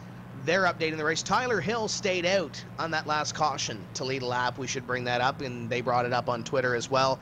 Adam Gilliland received the lucky dog on the last caution flag. He got back on the lead lap. He was a couple laps down at one point in this race in the Gary Mercer Trucking number 8. So follow at Aftermath MS and get all the updates from them. Slip Angle Motorsports, also another team that is on Twitter, at Team Slip Angle. And, of course, they're having a great run this evening with Ray Alfala and Brian Blackford both being in the top 10 at this point in the racer, for the most part all evening this evening. And even the head official, Tony, is on iRacing if you want to follow along, at Shannon Whitmore, and that's S-H-A-N-O-N Whitmore. He's on there putting his thoughts on the race, but I'm looking at his handle, S-H-A-N-O-N Whitmore. Did he forget an N in his name? I wonder if his name was the limit of the Twitter characters and he had to take one letter out somewhere. That's what I'm thinking. And surprisingly, Shannon not using the hashtag InPass, so you have to dig for his a little bit under his handle, but now that we've given his handle away, that shouldn't be so difficult. Some other comments coming in as well on Twitter. Daniel Britton commenting about the wreck just now. Looks like his guys, Nate Wise and Taylor Hurst, made it through with minimal damage. Our friends, well, I shouldn't even say friends. They're, how shall we say it? Antagonists, the Yellow Flag, or Mr. Caution Flag as he is on Twitter, and at the Yellow Cone, antagonizing us over the course of the night. Garrett Smithley, Lynn Kincheloke having a conversation with us about some ideas throughout the race. Seth the Merchant is on Twitter talking about the event. Rob Tolley, a number of people, a whole bunch of them. You can go search hashtag InPass and see what everybody's saying about the race here tonight. Always one of the fun parts of this gig, Tim, is seeing what fans say about the event that's going on. I must say, that's one thing I love about social media. When you're doing live events, be it the NASCAR Peak Antifreeze Series, be it any other race or sporting event, you get instant feedback from fans, and you can bring up things that they might be concerned about and address them. And it's really a cool way to do broadcasting anymore these days. As the lights are out atop the pace car, you mentioned Seth DeMerchant, and he was the driver last week that a lot of these Twitter followers for iRacing Night. We're following with the NASCAR iRacing Class B Open Series, and I believe we'll be back with that series next week, and I don't have the schedule in front of me, but that's always a competitive series, and Seth DeMerchant was up there last week going for a win with Talladega being on the schedule last week, so it's good run by Seth and the rest of those guys last week at the Talladega Superspeedway. Look forward to iRacing Night coming up next Tuesday night when the NASCAR Peak Antifreeze Series takes a week off, and they run every second Tuesday. Every other Tuesday is iRacing Night on fanschoice.tv. So all kinds of iRacing to handle on a Tuesday evenings here as we get ready to go green. The 58 of Kenny Humpy is your leader. The 2 of Ray Alfala runs in position at number 2. Chad Lawton, Nick Ottinger, and P.J. Sturgis, your top 5. Matt Busa has moved all the way back to position number 6 here. Chris Overland in 7th. Brian Blackford, Nathan Wise, and look who's hanging on to the top 10, Brian Schoenberg, and look who's hanging just barely outside the top 10, his teammate, Brad Davies in the number 11, who really needs a good run to really put this season in the right direction. So keep a half eye on Brad Davies as he tries to crack back in to the top 10 in the running order in this event at the Pocono Raceway. Pace car going to make that hard left-hand turn down onto pit road, and Kenny Humpy once again going to be in command of this field in car number 58. Here we go. Green flag flies, and we are back at it. Kenny Humpy, great start as they all fan out behind him. They'll fan out, and really not nearly as much as we have seen throughout the course of the night, but they do fan out slightly. Looks like everybody else focused on trying to get some momentum going before they fan out. Battle is for second. Chad Lawton and the 2 of Ray Alfala. They're side-by-side, door handle to door handle off turn number 1, down the big long pond straightaway. Now they begin to fan out back through the pack. All this happening behind leader Kenny Humpy. He'll come by to complete lap number 60 next time. 150 miles down, 100 to go for Humpy. Good to see Chad trouble! Tyler Laughlin goes around the 51. Problems again. Treacherous turn number 2. Bose is in it. Again, 5 or 6 cars in it. And trouble one more time off of turn number 2. And it involves the silent ninja of Thomas Davis in the 83. He is the driver that goes around. He had a little contact, I believe, with the 24 of Nathan Wise. And they made contact at a corner number 2. The 83 goes around the 6 of Trey Eidson, again having a great run, but nowhere to go. The 50 is also involved in this. Alex Scribner gets a piece. Crabtree goes down and hits that inside wall, and that's your 5th place driver in the point standings. That's definitely not going to help him. Brandon Schmidt also gets a piece of it. I believe Adam Gilliland may have stopped to avoid the incident, but once again it begins with the 83 of Thomas Davis. They're calling him the silent ninja now, and that's no way to be silent when you're involved in an incident with the 24. No, it's not a very good way to be silent, Tim. And that actually, the 83 of Davis is the car that at a glance I thought was the 51 of Tyler Laughlin. Laughlin did get a piece of the action, though not nearly as much as Thomas Davis, but nonetheless a good 8 cars by my count catching a piece of the action in some extent, and a number of them substantial damage. Including the 15 of Patrick Crabtree, and that's probably one of the most notable ones given the point standings. Brian Day in it, Alan Bowes, Hurst, as you mentioned, the 50 of Scribner, and so many others, all in the chaos out of turn number 2. Seems like that's the corner, if you're going to have problems tonight, that you're going to have them in, Tim. Nobody's had a problem anywhere, it seems like, except turn number 2. So we re-rack them again behind the pace car as we look at an onboard, I believe. We're going to Michael J. Johnson, possibly. That would be the webcam in-car. Michael J. Johnson trying to find where he is running here. We got a couple of pit stops near the back of the field. Actually, yeah, Michael J. Johnson coming down here. He's one of the drivers. He's 27 laps down on our scoring monitors, Tony. But half the field out back is coming down onto pit road, and these guys may be able to stretch it here. Tim, I think with cautions, you can. We were told earlier the extent of your window was 38 laps. Depending where you pit here, it's with 39 laps to go. Add a couple of caution laps in. Woo boy, it's going to be tight, but somebody's going to try it. If the caution flag comes out again, it might throw their complete strategy out the window, but guess what? Most of these drivers who are trying it at this point are in the back already. They've got nothing to lose. go ahead, roll the dice because they're playing on a house money right now. Yeah, you look at a couple of guys that came down pit road that are good at this fuel mileage game. Landon Harrison being one of them that has come down pit road, and the Flam number 89. He's going to take the opportunity to come down and get fuel in his race car. Andrew Fash III, haven't talked a whole lot about him this evening back there in position number 24. Adam Gilliland just got the free pass on a couple of cautions, and he's back on the lead lap as well. We're going to step away for just a few moments' time. We're going to take another pit stop here, and we'll be back to some more racing at the Pocono Raceway on number 6 of the NASCAR Peak Antifreeze Series, powered by iRacing.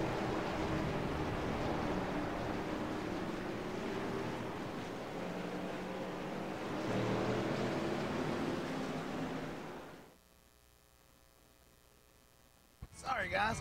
I never would have thought making duck calls would have stirred up this much excitement. No kidding. Got him coming up here. Shortcut time! That's what I'm talking about. You sure this is a good idea? Oh, yeah. I got this. I can't guarantee you how this will end, but Pete can guarantee your radiator for life. Introducing the Peak Run True Guarantee. Check it out at peakguarantee.com.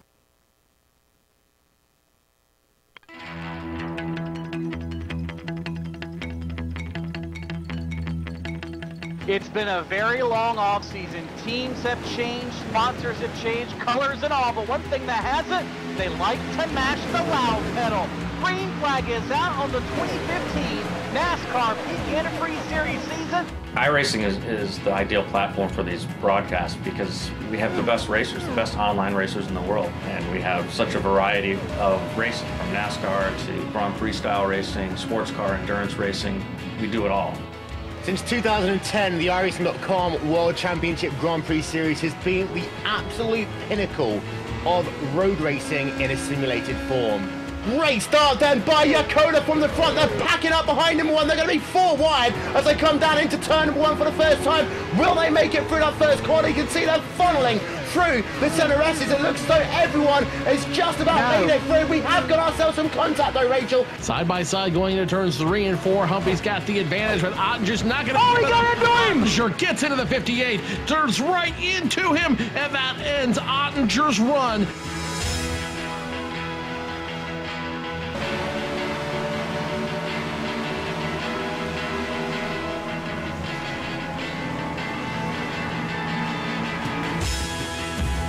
We do a lot of live broadcasts now. Every Tuesday is NASCAR night, so on alternating Tuesdays we do the Peak Antifreeze Series, and on the other Tuesdays the B-Class Series, which is the Xfinity cars, and sometimes we'll even do some short track racing depending on the schedule. Every other Saturday we do the iRacing World Championship Grand Prix Series, so the best road racers we have.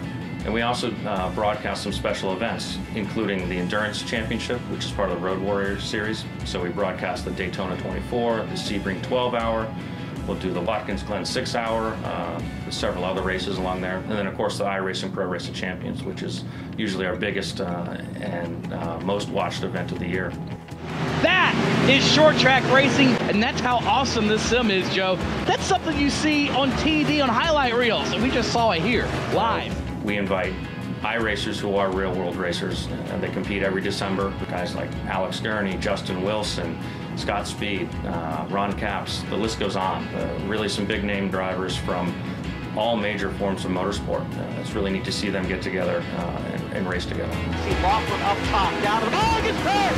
Laughlin gets turned! Caution is out foul at the front of the field! The easiest place to find the broadcast is on our website, iRacing.com/live. So you can find some of our races on fanschoice.tv as well. A nice place to find iRacing broadcasts.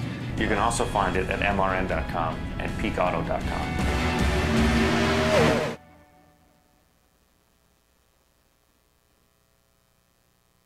Sorry, guys. I never would have thought making duck calls would have stirred up this much excitement. No kidding. Got him coming up here. Shortcut time! That's what I'm talking about. You sure this is a good idea? Oh, yeah. I got this. I can't guarantee you how this will end, but Pete can guarantee your radiator for life. Introducing the Peak Run True Guarantee. Check it out at peakguarantee.com.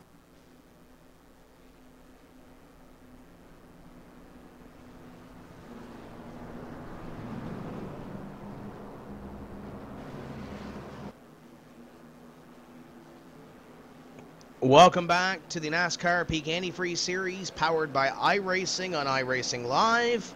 This is round number 6 of 16 for the series. This is round number 6 of 12 before we have the cutoff where we can't use any drops in the championship. So we're halfway in a sense, Tony, when you look at the season, just under halfway when it comes to the full scheme of things. Lights are now out atop the iRacing.com Ford Mustang pace car. We had the lights off the last time by. Caution was extended by a lap for Thomas Davis to get into line. So now this time by, we should be good to go back to green. We should, Tim. And something I've noticed under this caution is a lot of drivers, as we expected, at the back of the field came down and topped off. When they complete this next lap, there's 35 laps to go. That's the inner window of the fuel run. Those drivers can make it. Kenny Humpy, Chad Lawton, Ray Alfalla, Nick Ottinger, their fuel mileage is in question. However, under this entire caution flag, what have the leaders been doing? Shutting the car off, coasting, chugging around in fourth gear so they're not pulling any RPMs to burn fuel. They're doing every trick they know to do to save every precious virtual drop of fuel in these race cars. Could one of the front runners stretch it to the end? Or do we see another caution soon after the restart that throws it all out the window and everyone comes down pit road? I think these guys are going to have to go a little bit farther, Tony, than just a few laps and the caution come out, and then they're going to have to come down. I think it's going to have to go 10 or 12 laps or so, because those guys who just pitted are going to stay out. It's going to put those guys behind when it comes to the strategy. Some of those guys are going to try to save. Some of those guys think they can make it. Some of those guys probably can't make it. We'll have to see how this thing plays out over the next 35 laps. Pace car going to peel off here, and Kenny Humpy and Chad Lawton, the two teammates up in front, going to lead this field back to green, and we are back underway. The 2 and the 05 going at it for position number 3. Watch them as they go down the front straightaway.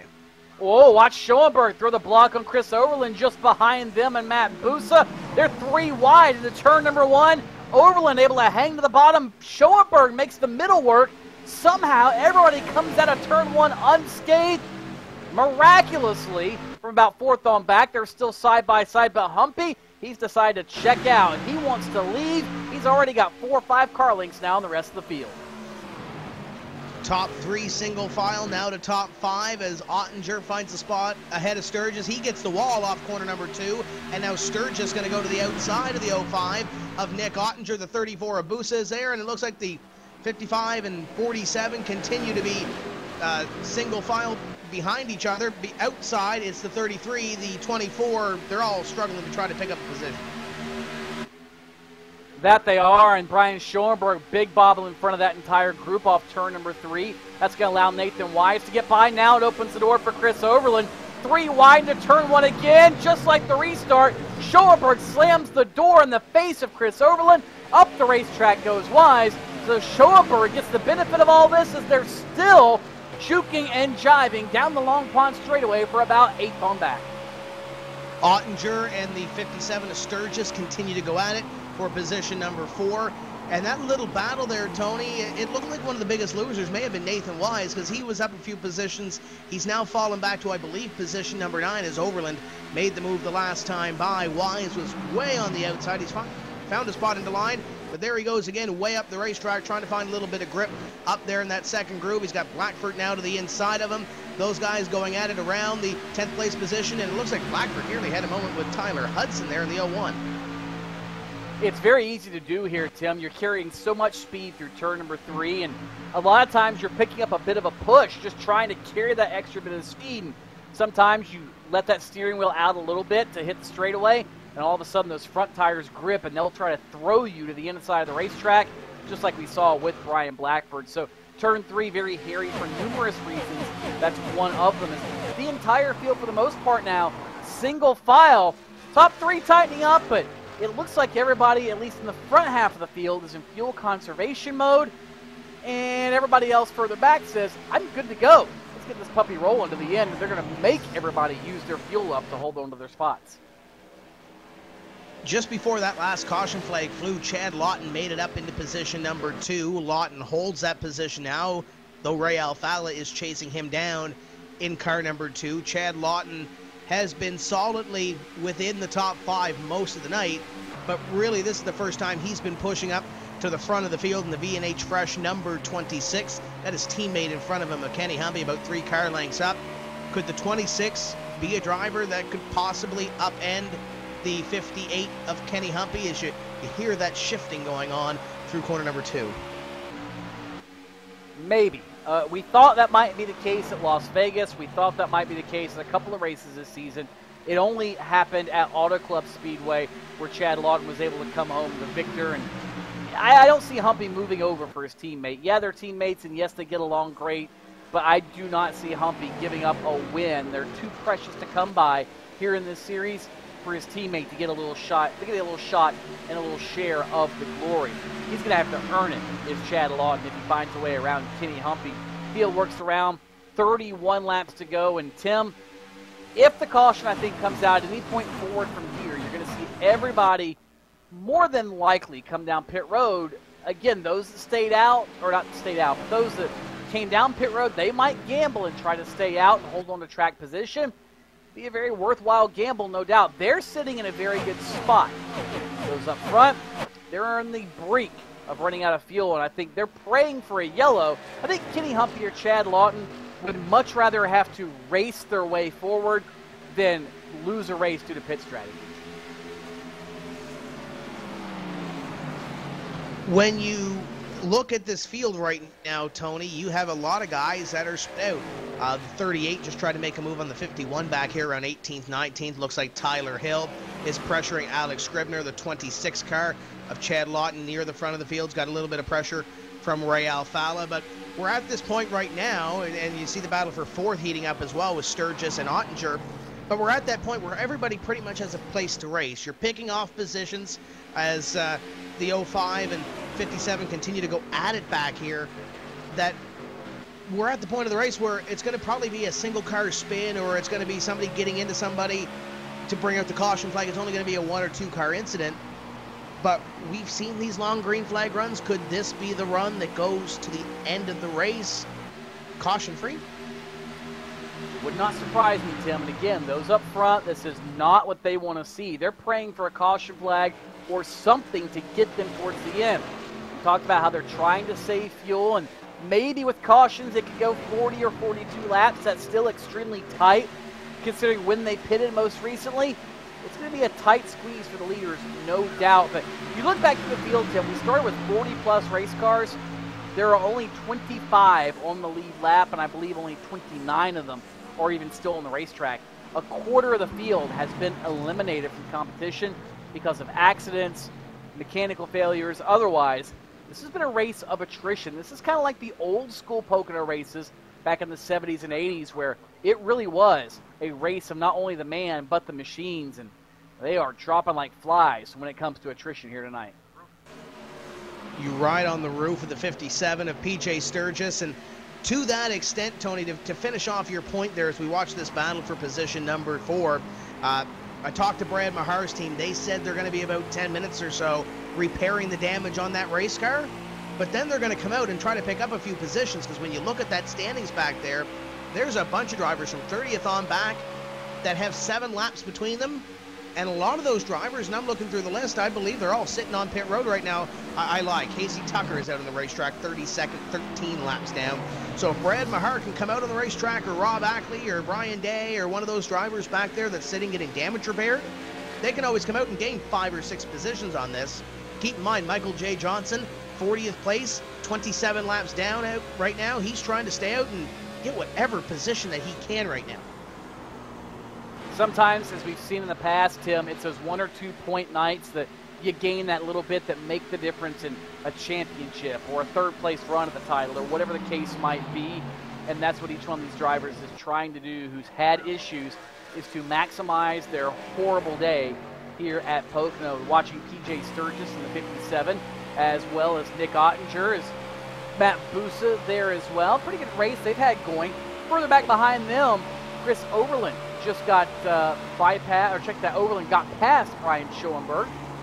Schoenberg running 8th, Wise 9th, and Blackford in 10th. Again, everybody about where they've been for the majority of this race, Tim. Seems, for the most part, they've all slotted in where they rank in speed. I don't see a lot of guys being comers and goers at this juncture. I think it's simply about strategy and seeing if your car can go the distance. 26 laps is what's left when the leader crosses the stripe this time. And we only have 25 drivers on the lead lap. You mentioned attrition a few moments ago. 3 drivers, 1 lap down. That's Alex Warren and Thomas Davis and Taylor Hurst.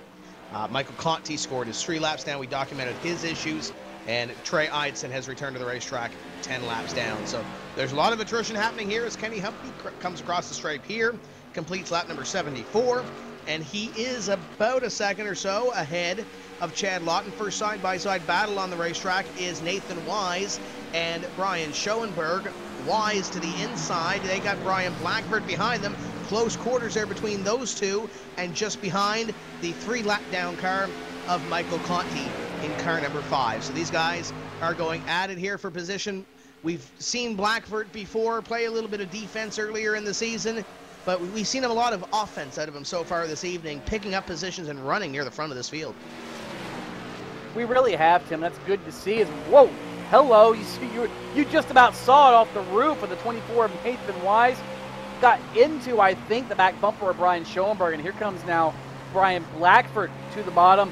This is a great little 4-car tussle as they work off of turn number 3. And, well, we say it's 4 cars. Again, Conti is there 3 laps down, but he could play a factor in this battle as well, depending on who he wants to draft with.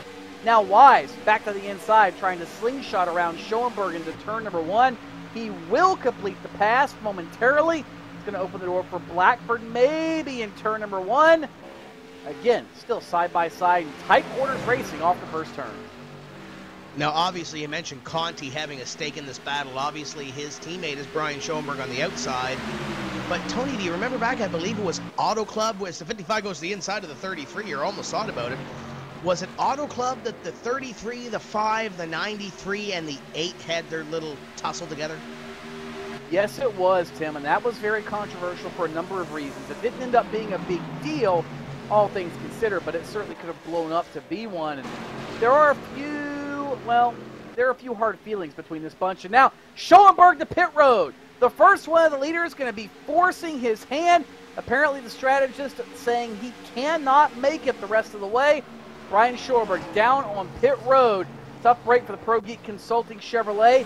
He should be able to come back out on the track on the lead lap. To right side, Virtual Goodyear Racing Eagles, a splash of virtual fuel.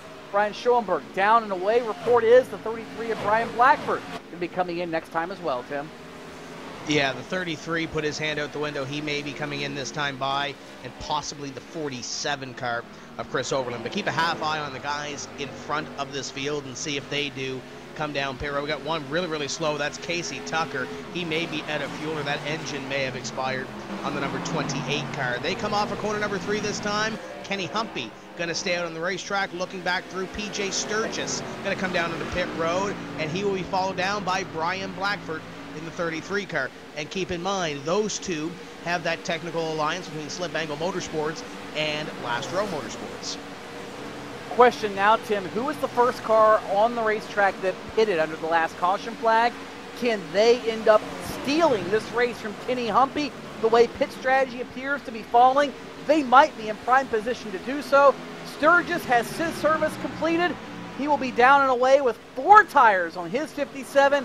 Same for the 33 of Brian Blackford. 2 versus 4 versus pitting under the last yellow. That seems to be the story of the day. Sturgis out with Brian Schoenberg as we continue to watch Humpy and Lawton off turn number 3. No word yet on Kenny Humpy. He'll slide back out the racetrack to the outside wall and stay on the racetrack once again. 22 laps remaining. Can Kenny Humpy run it till it's dry to the checkered flag, or will he lose it due to fuel mileage? 247, the 24, and I believe that may be the 01 of Tyler Hudson coming down on the pit road as well. They will get service to their race cars and will return to the racetrack. But Tony, Matt Thomas tells me in my ear that it's now 18 lap stint for Alan Bowes in the 21 and Danny Hansen in the 32. Those are the 2 drivers right now to watch. and a few drivers behind them, you know, but Alan Bowes right now currently leading the way of those drivers that have come down under the most recent caution, 18 laps on their stint, and they're going to have to go another, well, 21 laps or so, so they should be comfortable. Humpy coming down this time, 58 car slowing off corner number 3, and here he comes down on pit road. Your leader down, Chad Lawton going to come down, Ottinger and Matt Busa. Here comes your top 4 down on pit road to get service in their race cars. They will be followed in by the 11 of Brad Davies, and I believe there's one more back there as well, Tony. I don't have an eye on that one. That's the 10 of Corey Vincent, but the top 5 all on pit road. This is the money stop for Kenny Humpy and crew. Can he get back on the racetrack, make up the lost ground and lost positions without the aid of a caution flag? Crew goes around to the right side. It is 5 off and 5 on. 2-tire stop for Kenny Humpy, a splash of fuel in the tank. He's slow getting rolling, but he'll get back up to speed and rejoin the fray with 20 laps to go. So here goes the strategy now in this race. Alan Bowes will come around this time by, and as long as he stays in the racetrack, he scored as your leader. Danny Hansen in second, Tyler Hill, Alex Scribner, T-Loff, Landon Harrison, and a few others back there as well. Alex Warren in this little group as well, but he is currently scored as 1 lap behind the pace. So this time by, as he comes across the stripe, Alan Bowes will be scored as your leader. And Bowes has got a fairly healthy margin over to Danny Hansen. It's about a second, and then back to Tyler Hill, it's another 2 seconds. Then you get this whole group of guys that came down pit road under the most recent caution to give themselves an insurance policy. Hansen, Hill, Scribner, and Laughlin, as you said, Tim. Then comes Landon Harrison, Andrew Fiash III, Lowe, Gilliland, Byron Daly, who has been way off the pace all night, runs 10th, and Patrick Crabtree, after getting involved in an accident, he is 11th, 13 seconds off the lead. Kenny Humpy has to make up a second a lap on Alan Bowes to claim the lead. It's a tall order, but if anybody is up to the challenge, it's going to be Kenny Humpy. The gap was 21 seconds last time with 20 laps to go.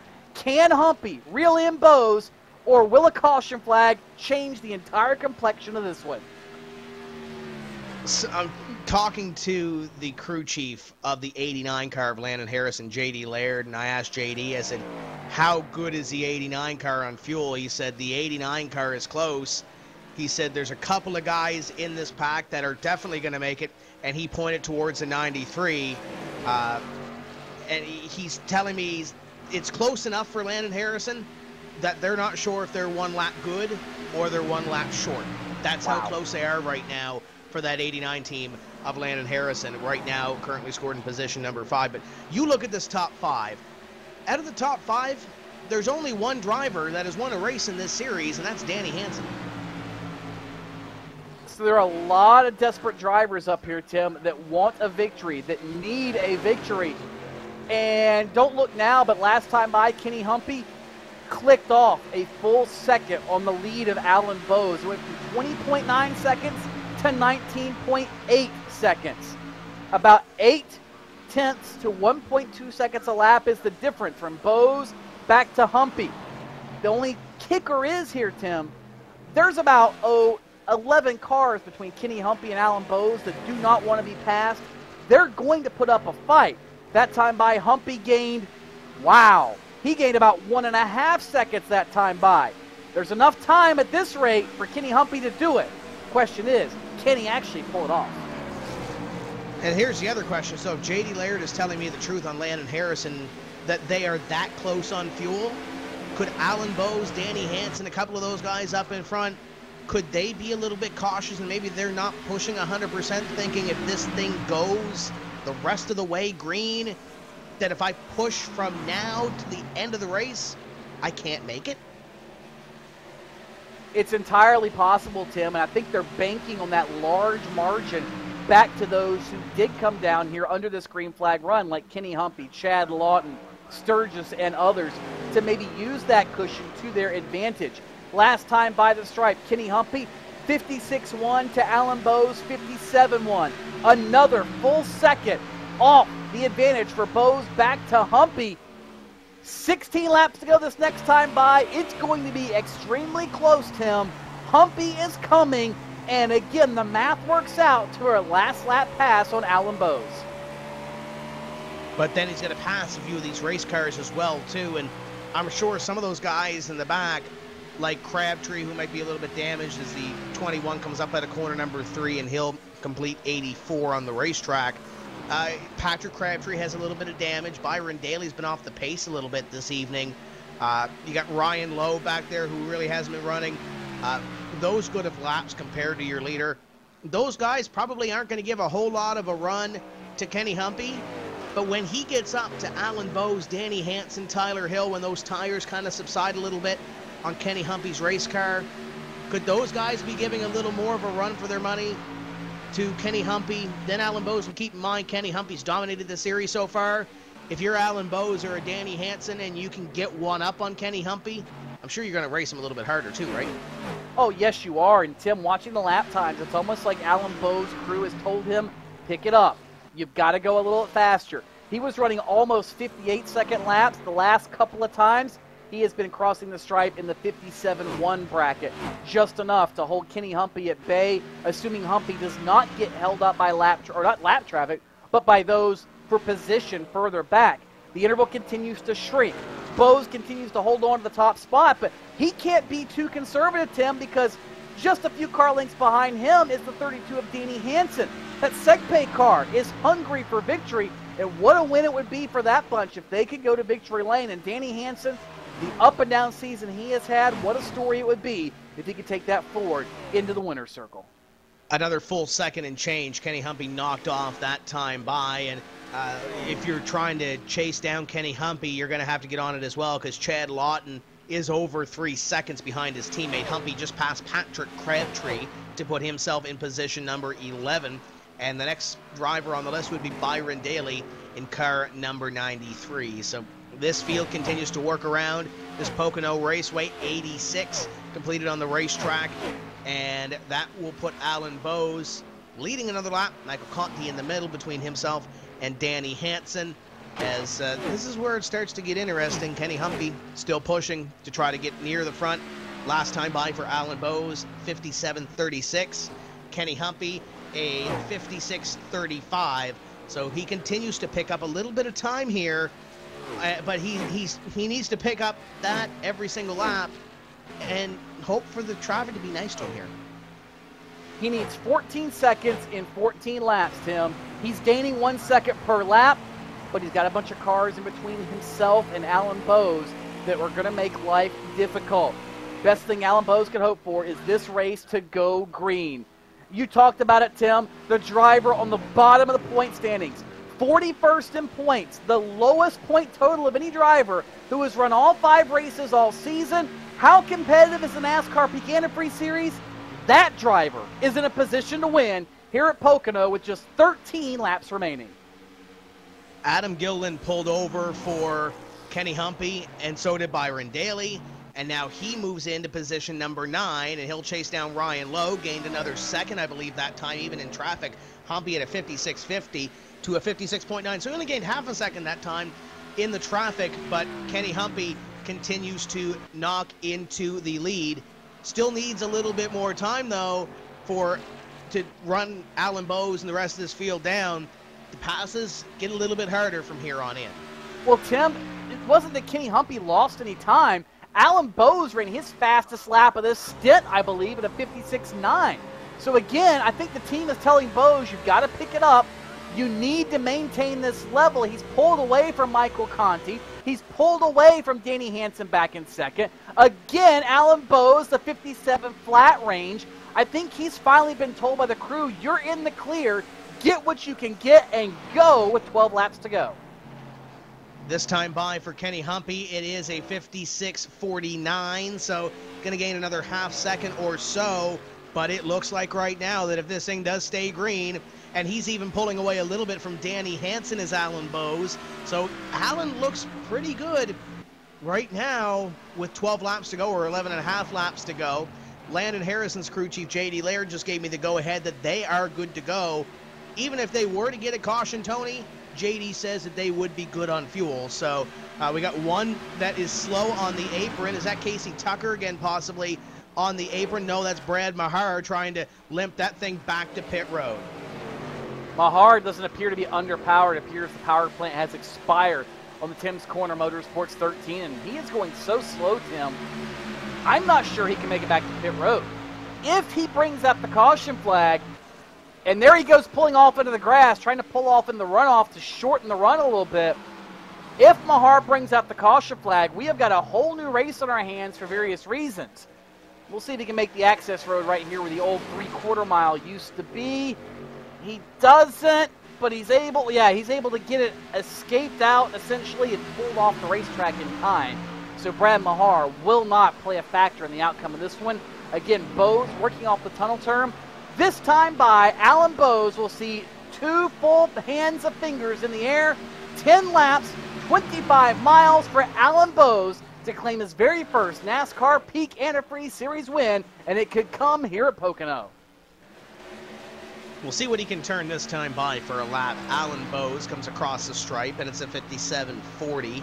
Let's go back to Kenny Humpy. Humpy just passed the 39 of Michael Johnson, not for position, but he'll come across the line this time, and he'll be at a 56.65, so almost a full second, but not enough, and he's going to need a little bit more if he wants to get up there and catch Alan Bowes. Could he possibly be banking on... we're assuming that Alan Bowes is good on fuel right now. Couple of these drivers might be close. Tim, sorry. Humpy just about caught the safety barrier off turn 1. I think he did catch it. That thing bobbled substantially, but that shows you how hard Kenny Humpy is pushing it, and he might have just hit the wall off turn 1. He's got Ryan Lowe right in front of him right now. That is a battle for position number 8, and here goes Humpy to the inside of Lowe. Lowe, a top 5 car last week, and he is trying to salvage a top 10 finish here. He'll have Chad Lawton about 4 seconds behind him. See the battle for position number 4, and it's Landon Harrison to the inside of the 50 of Alex Scribner, and Tyler Hill just ahead of these guys. So we have a 3-car battle for position number 3. Hill trying to run away from Scribner and Harrison in the 89.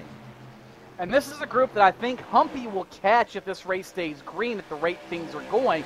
He's only 5 seconds or so behind them, and they're running about a second to a second and a half slower than Humpy. So Kenny will probably catch this group, so they know they're racing for their relative lives as far as this race is concerned, trying to get everything they can here in the waning stages of this 250-miler of Pocono. But again, Tim, continuing to watch the intervals, watching the lap times, Kenny Humpy in traffic, the number of laps, and the amount of time he gains each lap on a clean lap to Alan Bowes is beginning to not add up. There's a remainder left in the division equation. It's a remainder that Alan Bowes likes to see, and he, continuing to stretch his lead out front, now has 2 seconds on Danny Hansen with only 8 laps to go. We've seen these races play out like this before. You think back to Jake Sturgis a couple of seasons ago at Las Vegas, where he played the fuel strategy, had a couple of cautions to play in there, but he ended up winning at the Las Vegas Motor Speedway for his first of 2 wins in this series. Danny Hansen, he's already won a race in this series before. He won last year at Charlotte, and he continues to fall off the pace of Alan Bowes in position number 2. And then that battle for position number 3, Tyler Hill, Alex Scribner, and Landon Harrison. Should something happen to those 2 up in front? We talked about Landon Harrison being close on fuel before. If he's close, and those guys in front of him, Bowes and Hansen, are even closer, that could very well make this battle for 3rd a battle for the win if Bowes and Hansen run on fumes coming down to the finish. And that's the other reason they're starting to jockey amongst themselves, Tim. There are so many what-ifs in this field. What if the guy in front of me runs out? I've got to get ahead of this pack so I know I'm ahead for the win. What if the guy behind me starts to catch us? I need to get position on him to defend the position where he might want to get it from me. So many what-ifs, so many plans in place that are coming to fruition, and so many drivers trying to maximize what otherwise was a very lackluster run and use pit strategy to their advantage. One of them being Alan Bowes, another Danny Hansen, plus Tyler Hill and the rest of the top 5. This time by, there will be 6 laps to go for Bowes, Hansen, and Hill, and Kenny Humpy still has a 9-second deficit to make up. It's starting to get to the point Kenny Humpy's going to need a little bit of help and maybe a miracle to get his way back to the point. So unless the top two run out and Humpy is able to run down this battle that's going on for position number 3, it doesn't look like Humpy is going to win this race. Crazier things have happened, though, Tony. But Humpy ticked off another second or so that time, and I was about to mention he is in clean air right now. He passed T-Loft the last lap by. He's got about 2 seconds or so between himself and the next car for position. If Humpy has anything left in the tank, and we're not talking about the fuel tank, if he can dig a little bit deeper, get all he can here, probably going to finish somewhere inside the top 5 if he can put together 6 laps, but it's going to be tough going for that 3rd place position with these guys battling and hoping that the top 2 run out of gas. It's going to be hard, Tim, but I think it's doable. But I think that's all that's doable for Kenny Humpy. Last time by, it was 8+ seconds with 6 laps to go. That means Humpy would have to pick up about 1.5 seconds per lap. That's on the realm of impossibility unless Alan Bowes completely lays over to play dead, and I don't see that occurring either. So it appears that at this point, the race is Alan Bowes' race to lose. 2.5 seconds on Danny Hansen with 5 laps to go. He's got fuel in the tank, and we said it when the caution flag came out, Tim, how that caution could have played the outcome of the race for those further back in the field. So far, those words have seemed to be prophetic. Alan Bowes, the top runner who took advantage of a caution flag about 30 laps ago, and so far it is working out, and it might guide him to his first impasse win. Landon Harrison side by side with Scribner. They have Andrew Fayash the third in this battle. This is the battle for 4th, and hello, Kenny Humpy. Humpy has moved in on this battle as well. The 58 car. If he wants any shot of those guys up front, he needs to make light work of this now 4-car battle for position number 4. Harrison has it. Here comes Humpy to the inside, trying to get to the inside of Fayash. Close quarters off corner number 3. 50, 77, 58. Drag race down the front straightaway, and Humpy going to try to get 2 for 1 in corner number 1, and he pulls back into line behind them. Thinks big picture, does Kenny Humpy. Says, I'm not going to risk it. A bunch of these guys have a lot more to gain than I have to lose. He'll go to the outside of Fayash to pick up a spot. Now to the outside of Scribner to try to pick up a spot. But Humpy stymied in this group of traffic. The gap now 6.5 seconds with 4 laps to go. Humpy's shot at victory, I believe, can be written off at this point. There's no way he's going to catch Alan Bowes in this traffic. The best that Kenny Humpy can hope for is a top 3 finish, Tim, as they work off turn 2. And now Humpy trying to work by Landon Harrison down the short chute. The only way he's catching Alan Bowes and possibly even Danny Hansen right now is if those 2 run out of fuel. Humpy passes the 89 of Landon Harrison to move into position number 4. Alex Warren, a lapped car, will pull over for the 58 car of Kenny Humpy, and it will move the 58 to the back bumper of the number 9 of Tyler Hill. He needs 6 seconds in 3 laps.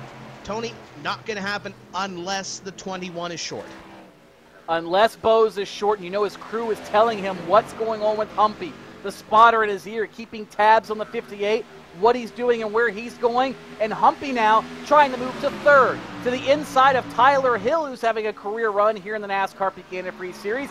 Humpy to 3rd. But that might be all that Kenny Humpy can get. It's another 3 seconds up to runner-up Danny Hansen.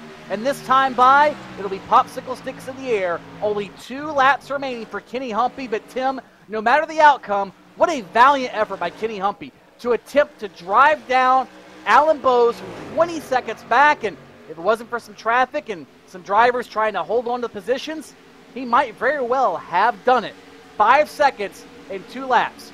Kenny Humpy, barring any sort of extenuating circumstances, is going to end up in 3rd here tonight.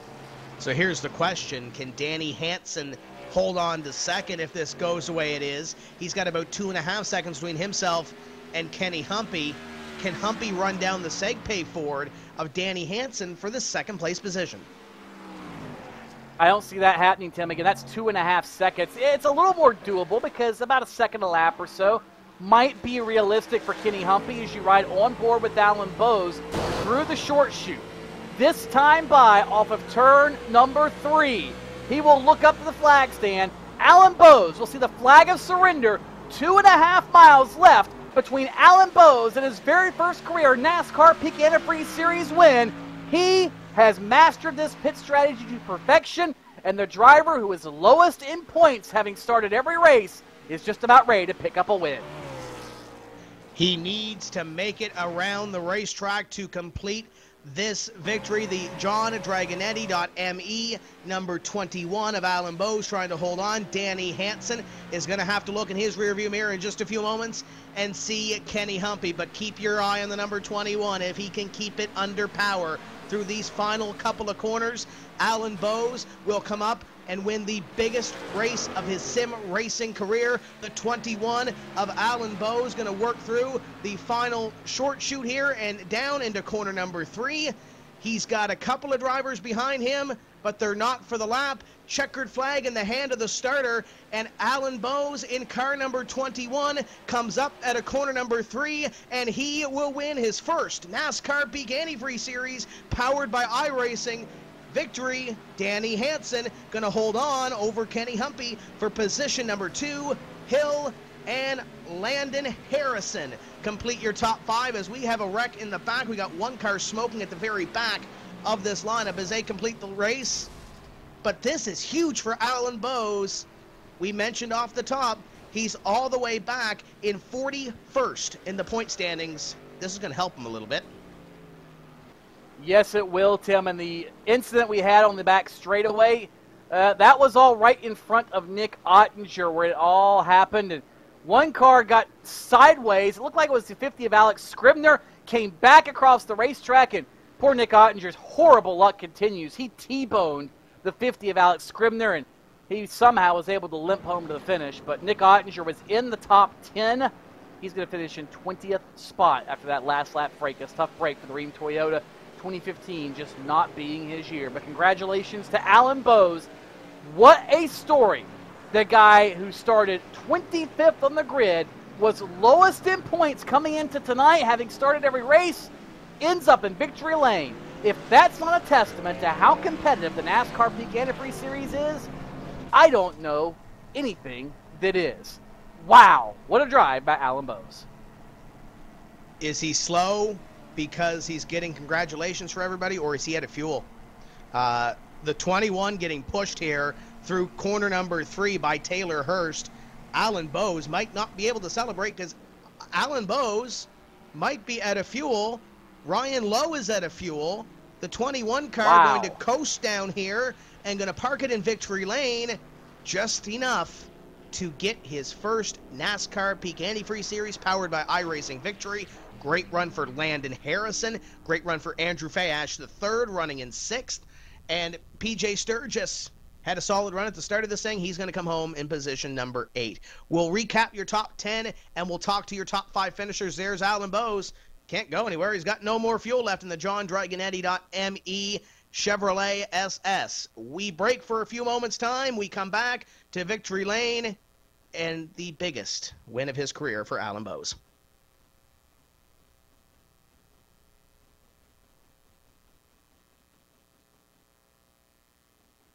Sorry, guys. I never would have thought making duck calls would have stirred up this much excitement. No kidding. Got him coming up here. Shortcut time! That's what I'm talking about. You sure this is a good idea? Oh, yeah. I got this. I can't guarantee how this will end, but Pete can guarantee your radiator for life. Introducing the Peak Run True Guarantee. Check it out at peakguarantee.com.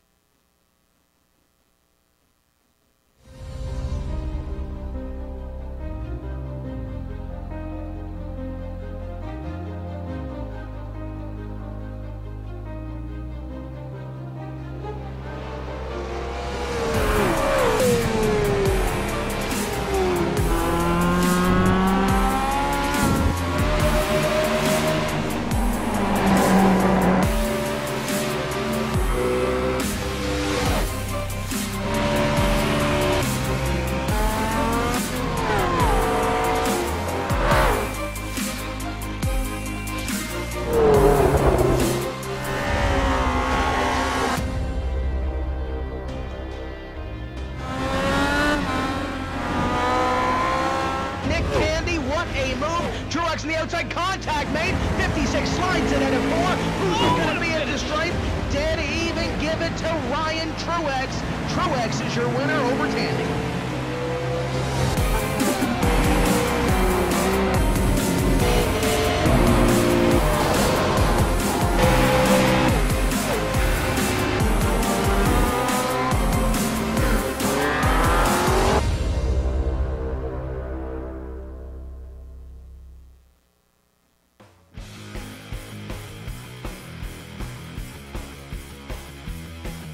Welcome back to Pocono Raceway and the NASCAR Peak Antifreeze Series round number 6. Wow, what a race. Kenny Humpy dominated it, but at the end, he didn't have enough for pit strategy, and strategy well played by Alan Bowes and Danny Hansen, running out just after the checkered flag. Sometimes they say it's better to be lucky than good, but they were both lucky and good tonight. Tim Terry is standing by with the guy who just experienced the most prestigious and biggest checkered flag of his entire racing career. Tim? This is the second time a driver has scored his first NASCAR Peak Antifreeze Series powered by iRacing victory at Pocono. In 2012, it was John Adams. Alan Bowes, welcome to the NASCAR Peak Antifreeze Series victory lane. Let's talk about how close you were on fuel. We saw you run out on that cool-down lap. How were the nerves coming up to that checkered flag? I was just trying my best to save as much fuel as I could. I had my crew chief in my ear, Houston Hamer. He just kept telling me to make sure I kept an eye on the fuel and make sure it didn't run out. I was just barely able to pull it off. Oh my gosh, that's awesome. How important was it to come down on pit road on that caution flag? Were you guys debating that call at all on that last caution flag to come down and top up? Yeah, we talked about it a little bit, decided it'd be best, you know.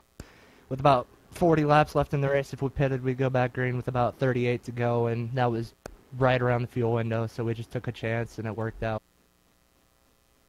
You're a winner on the NASCAR Peak Antifreeze Series powered by iRacing. I know this probably hasn't sunk in yet, but how big is this for you, especially at the start of this season? The first 5 races did not go your way, 41st in points, and then you come here and pretty much stun the field, let's be honest. Yeah, the beginning of the season, that's one to forget. So many races where I actually had speed and just bad luck, like back at Richmond, lagged out of the race, about 80 to go, and wasn't able to get back in time and went 4 laps down, so that race is over for me. But this is big for me championship-wise. This will put me back in the hunt for the top 20, and I struggled all week. I was honestly coming in here just to hope to get a top 20 finish, but this is amazing. So let's look down the list before we let you go here. We head to Charlotte in 2 weeks' time, Dover, Michigan, on down through the list. When do we see you back here in Victory Lane? When do we have this Victory Lane chat again? Oh, I have no idea. Hopefully it'll be during Dover, but while it's my favorite track, it's I doubt I'll be as fast, but you know, you never know. Tony Stevens, there you go. It's Alan Bowes in Victory Lane, the John Dragonetti.me Chevrolet, and you can hear it's still sinking in for the number 21 driver. And this is going to be one that sticks in our mind for a long while. I know you've caught up with the second-place finisher who also parlayed a little bit of fuel strategy into this, Danny Hansen. All I can say, Tim, is that's incredible. That's absolutely incredible. Just amazing how that all works out. And Danny Hansen, another one of these guys that was absolutely incredible tonight, started dead last. He's run like junk all season long, and I think, Danny, you'll be the first one to tell us that. But what does this second-place run do for you, your confidence, and your organization? And number 2, did you think you could make it? How close were you on making it to the flag? We knew we were going to make it. Unfortunately, as far as Alan, we thought there was no way he was going to make it with him still shifting. But for confidence for the team, Brian ran an okay setup. I think he had some speed, but myself and Michael Conti ran the same setup, and I think we just had the same issues we've been having all season. Car wasn't a top 15 car on speed, but you start getting people wrecking, and sometimes strategy plays in your way, and you can pull a good finish out of your head, I guess. But we're still way off on raw speed. So when they look at the box score this one a year from now, they won't ask how. They'll just ask how many. In your case, how many cars are you ahead of? All of them but one, finishing in second. Walk me through your race a little bit. Obviously, when you're back there in the back, you tend to think about things a little differently. You tend to take a few gambles that you otherwise wouldn't take. When did you and your team first realize that maybe you can make it on one of those last cautions, and when was the call made to do just that and take that gamble? I really wouldn't even call it a gamble. I mean, I think I got spun out from the back 2 times this race, and just being in the back, we're kind of topping off just to see what might happen, just so we can try to make something out of it. I don't really even think we ever planned it like this, but it just kind of worked out that way. I think we started 41st. I didn't even run a qualifying lap. We didn't decide we were going back and forth on what setup to run, but I think there was 10 or 15 seconds left on the grid button, and myself and Conti ran the setup that we were starting out. We started out shifting, and I think I went from 40th to maybe 31st or something.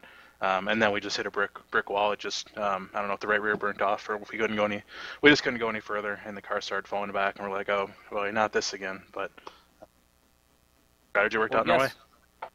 Well, guess what? No matter what happened, it still somehow was able to work out for you. Congratulations on a solid second place run. Thanks. I got to thank SegPay, Enlighten, Movie, No Proof, No Glory. They're coming out with a video this week. King of Chins, JDR Graphics, everybody on the drill aisle. We're working hard on it, and we'll get some speed figured out here shortly. That's Danny Hansen, runner-up finish here tonight at Pocono. Tim Terry is standing by with the guy that I think early in the night we all thought we'd be talking to. We just didn't think he'd finish here. Tim? Well, let's ask Kenny Humpy the question. Let's talk about fuel strategy. What happened? Some of these races, they just go that way, and sometimes they go your way, and sometimes they don't. And, it went Alan's way tonight, and congratulations to him on his first win. And, and it worked out for Danny as well, and a few others there that were able to pull out top 10s. But, that's part of racing, and especially in this series, there's strategy all over the place and the way the cautions fall. So, I was just happy to come home in third with the Peak Chevy. I don't think we were that good. I think Ottinger and a few others were just a touch better, but, we were able to battle back and finish third there. And, I'm just proud of all the guys on the team for putting this out together, because we were really fast once again. But, it's just some fall your way and some don't. And you were hauling the mail in the last half of that race trying to catch up to Alan Bowes, but you have to be happy overall with the evening. Obviously not in victory lane, but 61 laps led, started from the pole, and was coming like a rocket at the end of that race. The grand scheme of things, works well for the points, doesn't it? Yeah, that's what the guys were just telling me. This probably actually worked out better than the way the race was going to end up before, with Ray being in third or something like that. So, it kind of helped me out in the points way. But, I'm not really a points racer. I'm not looking for points and all that yet. I still say it's too early in the year to be thinking about points. But anytime you can come away with a solid points day and increase the lead, it's never a bad thing for sure. So let's look forward now. The focus shifts to the Charlotte Motor Speedway. Can you guys come home with another victory and inch yourself a little bit closer to that championship, or what's the plan for Charlotte? Have you guys started looking at that racetrack yet?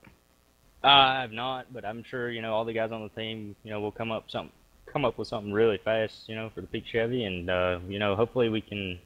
I haven't ran any laps or done anything with that yet, but the way this year's been going, we've had a fast car pretty much every week, so I don't expect that track to be any different. It is, it's a little different than Texas and the 1.5 miles tracks we've been to. I expect to have another fast car, and all the guys on the team we'll put something together, I'm sure. There's Kenny Humpy coming home with a third place finish, and Tony, it's big for the points. It's another top 5 finish. It's another finish. He stays ahead of Ray Alfala and Chad Lawton. That's big for that number 58 team in the grand scheme of things. By my unofficial calculations, and they're very unofficial, he's going to extend his lead by 1, 2, 3, 4, 5, about 5 points, up to about 35 points over Ray Alfala. Again, almost an entire race for Kenny Humpy. That's not to say he's insurmountable, because we've seen in the past, Ray Alfala, of all people, lost what we felt was an insurmountable point lead to Tyler Hudson just 2 seasons ago. Finishing fourth, speaking of Tylers, the number 9 of Tyler Hill, career best run. Picked up, well, let's back up. You picked up your first Pro Series win last season, and now in your first year of the NASCAR Peak Antifreeze Series, you have a career best run in fourth. What does this do for you, knowing that the next track we go to is the same track you picked up your victory in the Pro Series last season? Hey, well, it's nice to hear your voice again. It's been a tough first bit of the season here, and it's nice to finally get us a solid finish. Everybody here at Aftermath they're doing their hardest, and we're trying the best we can. And in these kind of races, it lends to give a guy like me, another shot at it if you're off a little bit on speed. As far as Charlotte goes, we're trying to win every race. As far as speed goes, we'll see what we can find. But when it comes down to it, you've got a set of options that you can take, and sometimes, like here, you make the right call and you end up front, and sometimes it doesn't work out for you. But I'd say today is a classic case of, taking an option and sticking with it and seeing it out to the end and having some success with it. Focusing back on this particular race, Tyler, when did you know you were good on fuel? How close were you? And was this a move that you guys felt you had to make to have a shot to finish well, or is that kind of like a couple other drivers, just how it worked out? Well, you'd like to say you have option 1, option 2, option 3, and option 4, and then sometimes you're just left with, well, I've got to do this to get somewhere, and we felt pretty confident that we could make it for sure. We really weren't worried about that, and honestly, it came to it. It's either ride around in the back or try and go do something, and I'm here to make a splash, try and get a good finish, and hopefully win one of these things. But it sometimes it's just the way it works out. Well, it worked out very well for you tonight, finishing in the 4th spot. Congratulations on that. Tim Terry is standing by with another surprise top finisher, the 89 of Landon Harrison. Tim? We're going to get a hold of the number 89, the Flam number 89 of Landon Harrison. Lip, what are you doing here? Tim, I don't know. You could probably answer that just as good as I can. But yeah, we just hey, we lucked into a top 5. How about that? Let's talk about some fuel mileage here, because I know you guys were crunching the numbers you typically do in some of these races, and it worked out for you at the end. But not only did you have to worry about fuel mileage, that was a pretty neat battle we saw there between yourself, the 9, the 77, and at the end, the 58 of Kenny Humpy. Yeah, in a perfect world, like, I could just run my own race and worry about the fuel numbers, but there was a few other guys out there that were racing for the same spot, so it got kind of hectic, and I was getting kind of frustrated because I knew if I got around him, I could pull some better lap times and hopefully not have Kenny roaring through the field coming to catch me and eventually pass me. So I think I'm kind of upset because I could have finished better possibly, but it was still some hard but clean driving, and I really got lucky there in the last lap. I think the Scribner and Andrew Fash had some difficulty coming out of turn 2, and I just put the throttle to the floor and shot through the middle, and I lucked out and got back to 5th. So hey, I'm all happy for it. How big is this run for you, especially with this point standings unofficially? You're going to move up to 1 point out of 20th place. How big is this run for momentum-wise going down the other half of the season? Oh, it's great, but it's just one race, and the problem is, I know I'm not going to run that good every week, and I definitely wish I had the speed to run top 5 without the assistance of fuel mileage. But it's we just have to take every advantage we can get with this 89 car, and I've been trying to figure out what the fast guys are doing, but I just don't know. And today we guessed it right there on the final yellow, coming down to the last second to top off. And but yeah, it's going to take more runs like these, more fuel mileage runs maybe, if I don't wish too much for that. But yeah, hopefully it puts us back there in the battle, back up to 20th, and we'll just have to try and stay up there. Before we let you go, how big of a help was J.D. Laird on the box tonight, and how big was the help back at Swan Racing has been not only this race but through the season? Oh, they've been keeping me, keeping my spirits up, and the old Flam number 89 was, we could have contended for 43rd if things went green, but, or if people didn't crash, a lot too, but, yeah, I gotta thank JD for calming me down and being on the box during the race. Gotta thank Jordan and Chad and Harrison Weilitz and all of them helping me through the race, and Tim's Corners on the car and CXC Simulations, and if you look on the track, you can find that Flam number 89 out there, so we need some more fans to root for us. And there's Landon Harrison coming home in position number 5, and well earned. Great to see Landon up here in the top 5, but Tony, Alan Bowes is a winner in the NASCAR Peak Antifreeze Series powered by iRacing. It's one of those nights we're going to look back on in years. You look back at Sandeep Banerjee when he won. You look back at Jake Sturgis' first win. John Adams has had a couple of wins. Alan Bowes added his name to the list. But now, what does he do to come as another win or the encore act for Alan Bowes? Interested to see what he can do at Charlotte. But right now, for these 2 weeks, he's in the spotlight. He is the star. Congratulations to the number 21 of Alan Bowes. Absolutely, Tim. And guess what? This was a fan favorite win. Looking at Twitter under hashtag #InPass, checking it out here on my phone, I'm going to read you some of the tweets that came across here in the last 10 minutes or so. An underdog day with fuel mileage. Alan Bowes, 21, top 5. Quattros Racing says, great race. Fastlane Motorsports, of course, the team for Alan Bowes. All caps, winners in the hashtag #InPass, 4 exclamation points. They're excited. A photochromic win at Pocono. You ain't styling if your lenses don't tint in the sunlight, says somebody. A few more nice jobs. Congratulations. How's that for an underdog winner? Awesome job to Bowes and to Danny Hansen. So many people coming through on Twitter under hashtag #InPass telling us what their thoughts were here tonight during the NASCAR Peak Antifreeze Series. Wow. Congratulations to Alan Bowes.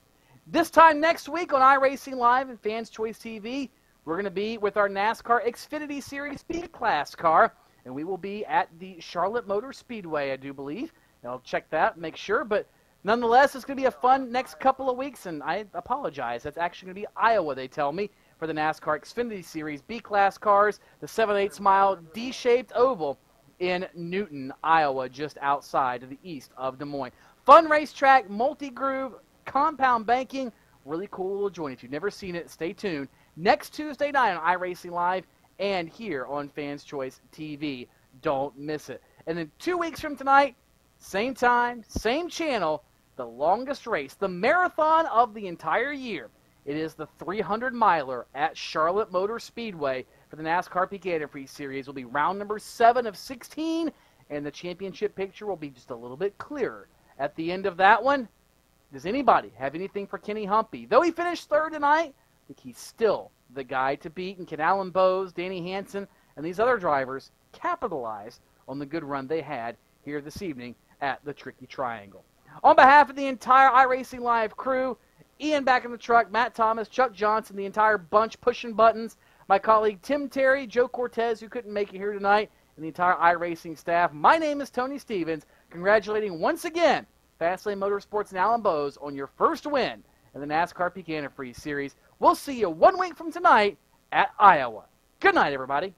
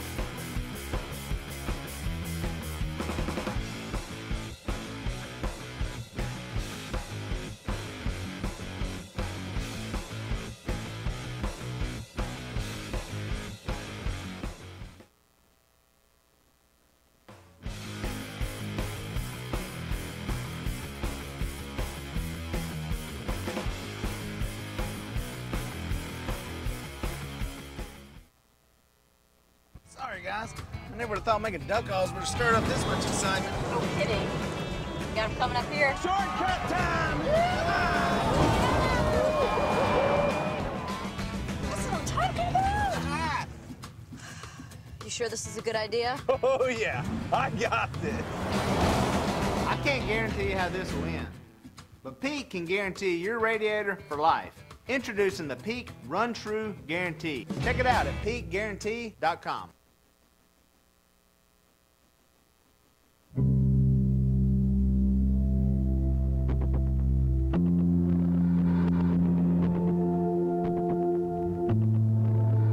We're so excited to be bringing the Nürburgring to everybody. It's by far the most requested track that we've ever had. I've been with iRacing since the beginning. I can't tell you how many people I've met at trade shows or racetracks and demos that we've done all across the United States and even in Europe, and it's always the most requested track that we've had. And it's always been kind of a sad answer, no, we don't have it. When are you bringing it? And we never really had a good answer. And obviously we announced this last year, and it's super exciting. I mean, it really is one of the premier tracks in the entire world. The Nürburgring, to me as a race fan, is the holy grail of racetracks. Even from the gaming aspect, just getting that car around that track was a personal achievement by itself. It's kind of got this iconic status to it that makes it different than any other track in the world. We actually have a lot of history with the Nürburgring, dating back about 20 years. We created a version of the track for Grand Prix Legends, which was a Formula One simulation for the PC. But this will be the first time that we've worked on the track with laser scan data, highly precise measurements, and of course the iRacing standards of quality. So we're really excited about this project, and we can't wait to release it. There are two main facilities at Nürburgring. There's the Grand Prix course, which is basically a modern F1 style racetrack. And then there's the Nordschleife itself, which has been around for decades. And of course, the combined course, where you can take the Grand Prix course, drive around it, and then there's a point where you branch off onto the Nordschleife and you continue there all the way around the Nordschleife and then back down to the Grand Prix course. And the end result is an extremely large, unique racetrack. We arrived with a really large crew. Actually, 4 of us made the trip, and we spent a week there photographing the track, taking video recordings of the racetrack, the surroundings, the scenery, the towns. And when it's all said and done, we returned home with a massive amount of data. If you took our largest project ever, this is probably 4 times that size. So it's going to take a lot of work, but it's really our plan and our intent not to cut any corners and really produce and create the best version of the Nürburgring possible that we can. The terrain and topography of the area that surrounds the Nürburgring is really important to the character and accuracy and feel of the track. We're really working on new ways and methods and types of data that we can use to build the best topography and best terrain model possible. And it will be something never before seen in iRacing or racing sims in general. We have a laser scan of the track, and that laser scan is incredibly dense. Essentially, there's so many points that you could take a quarter and lay it on the laser points, and the quarter wouldn't fall through. So we're taking that level of detail from the scan, and we're trying to translate that into what you see in the sim.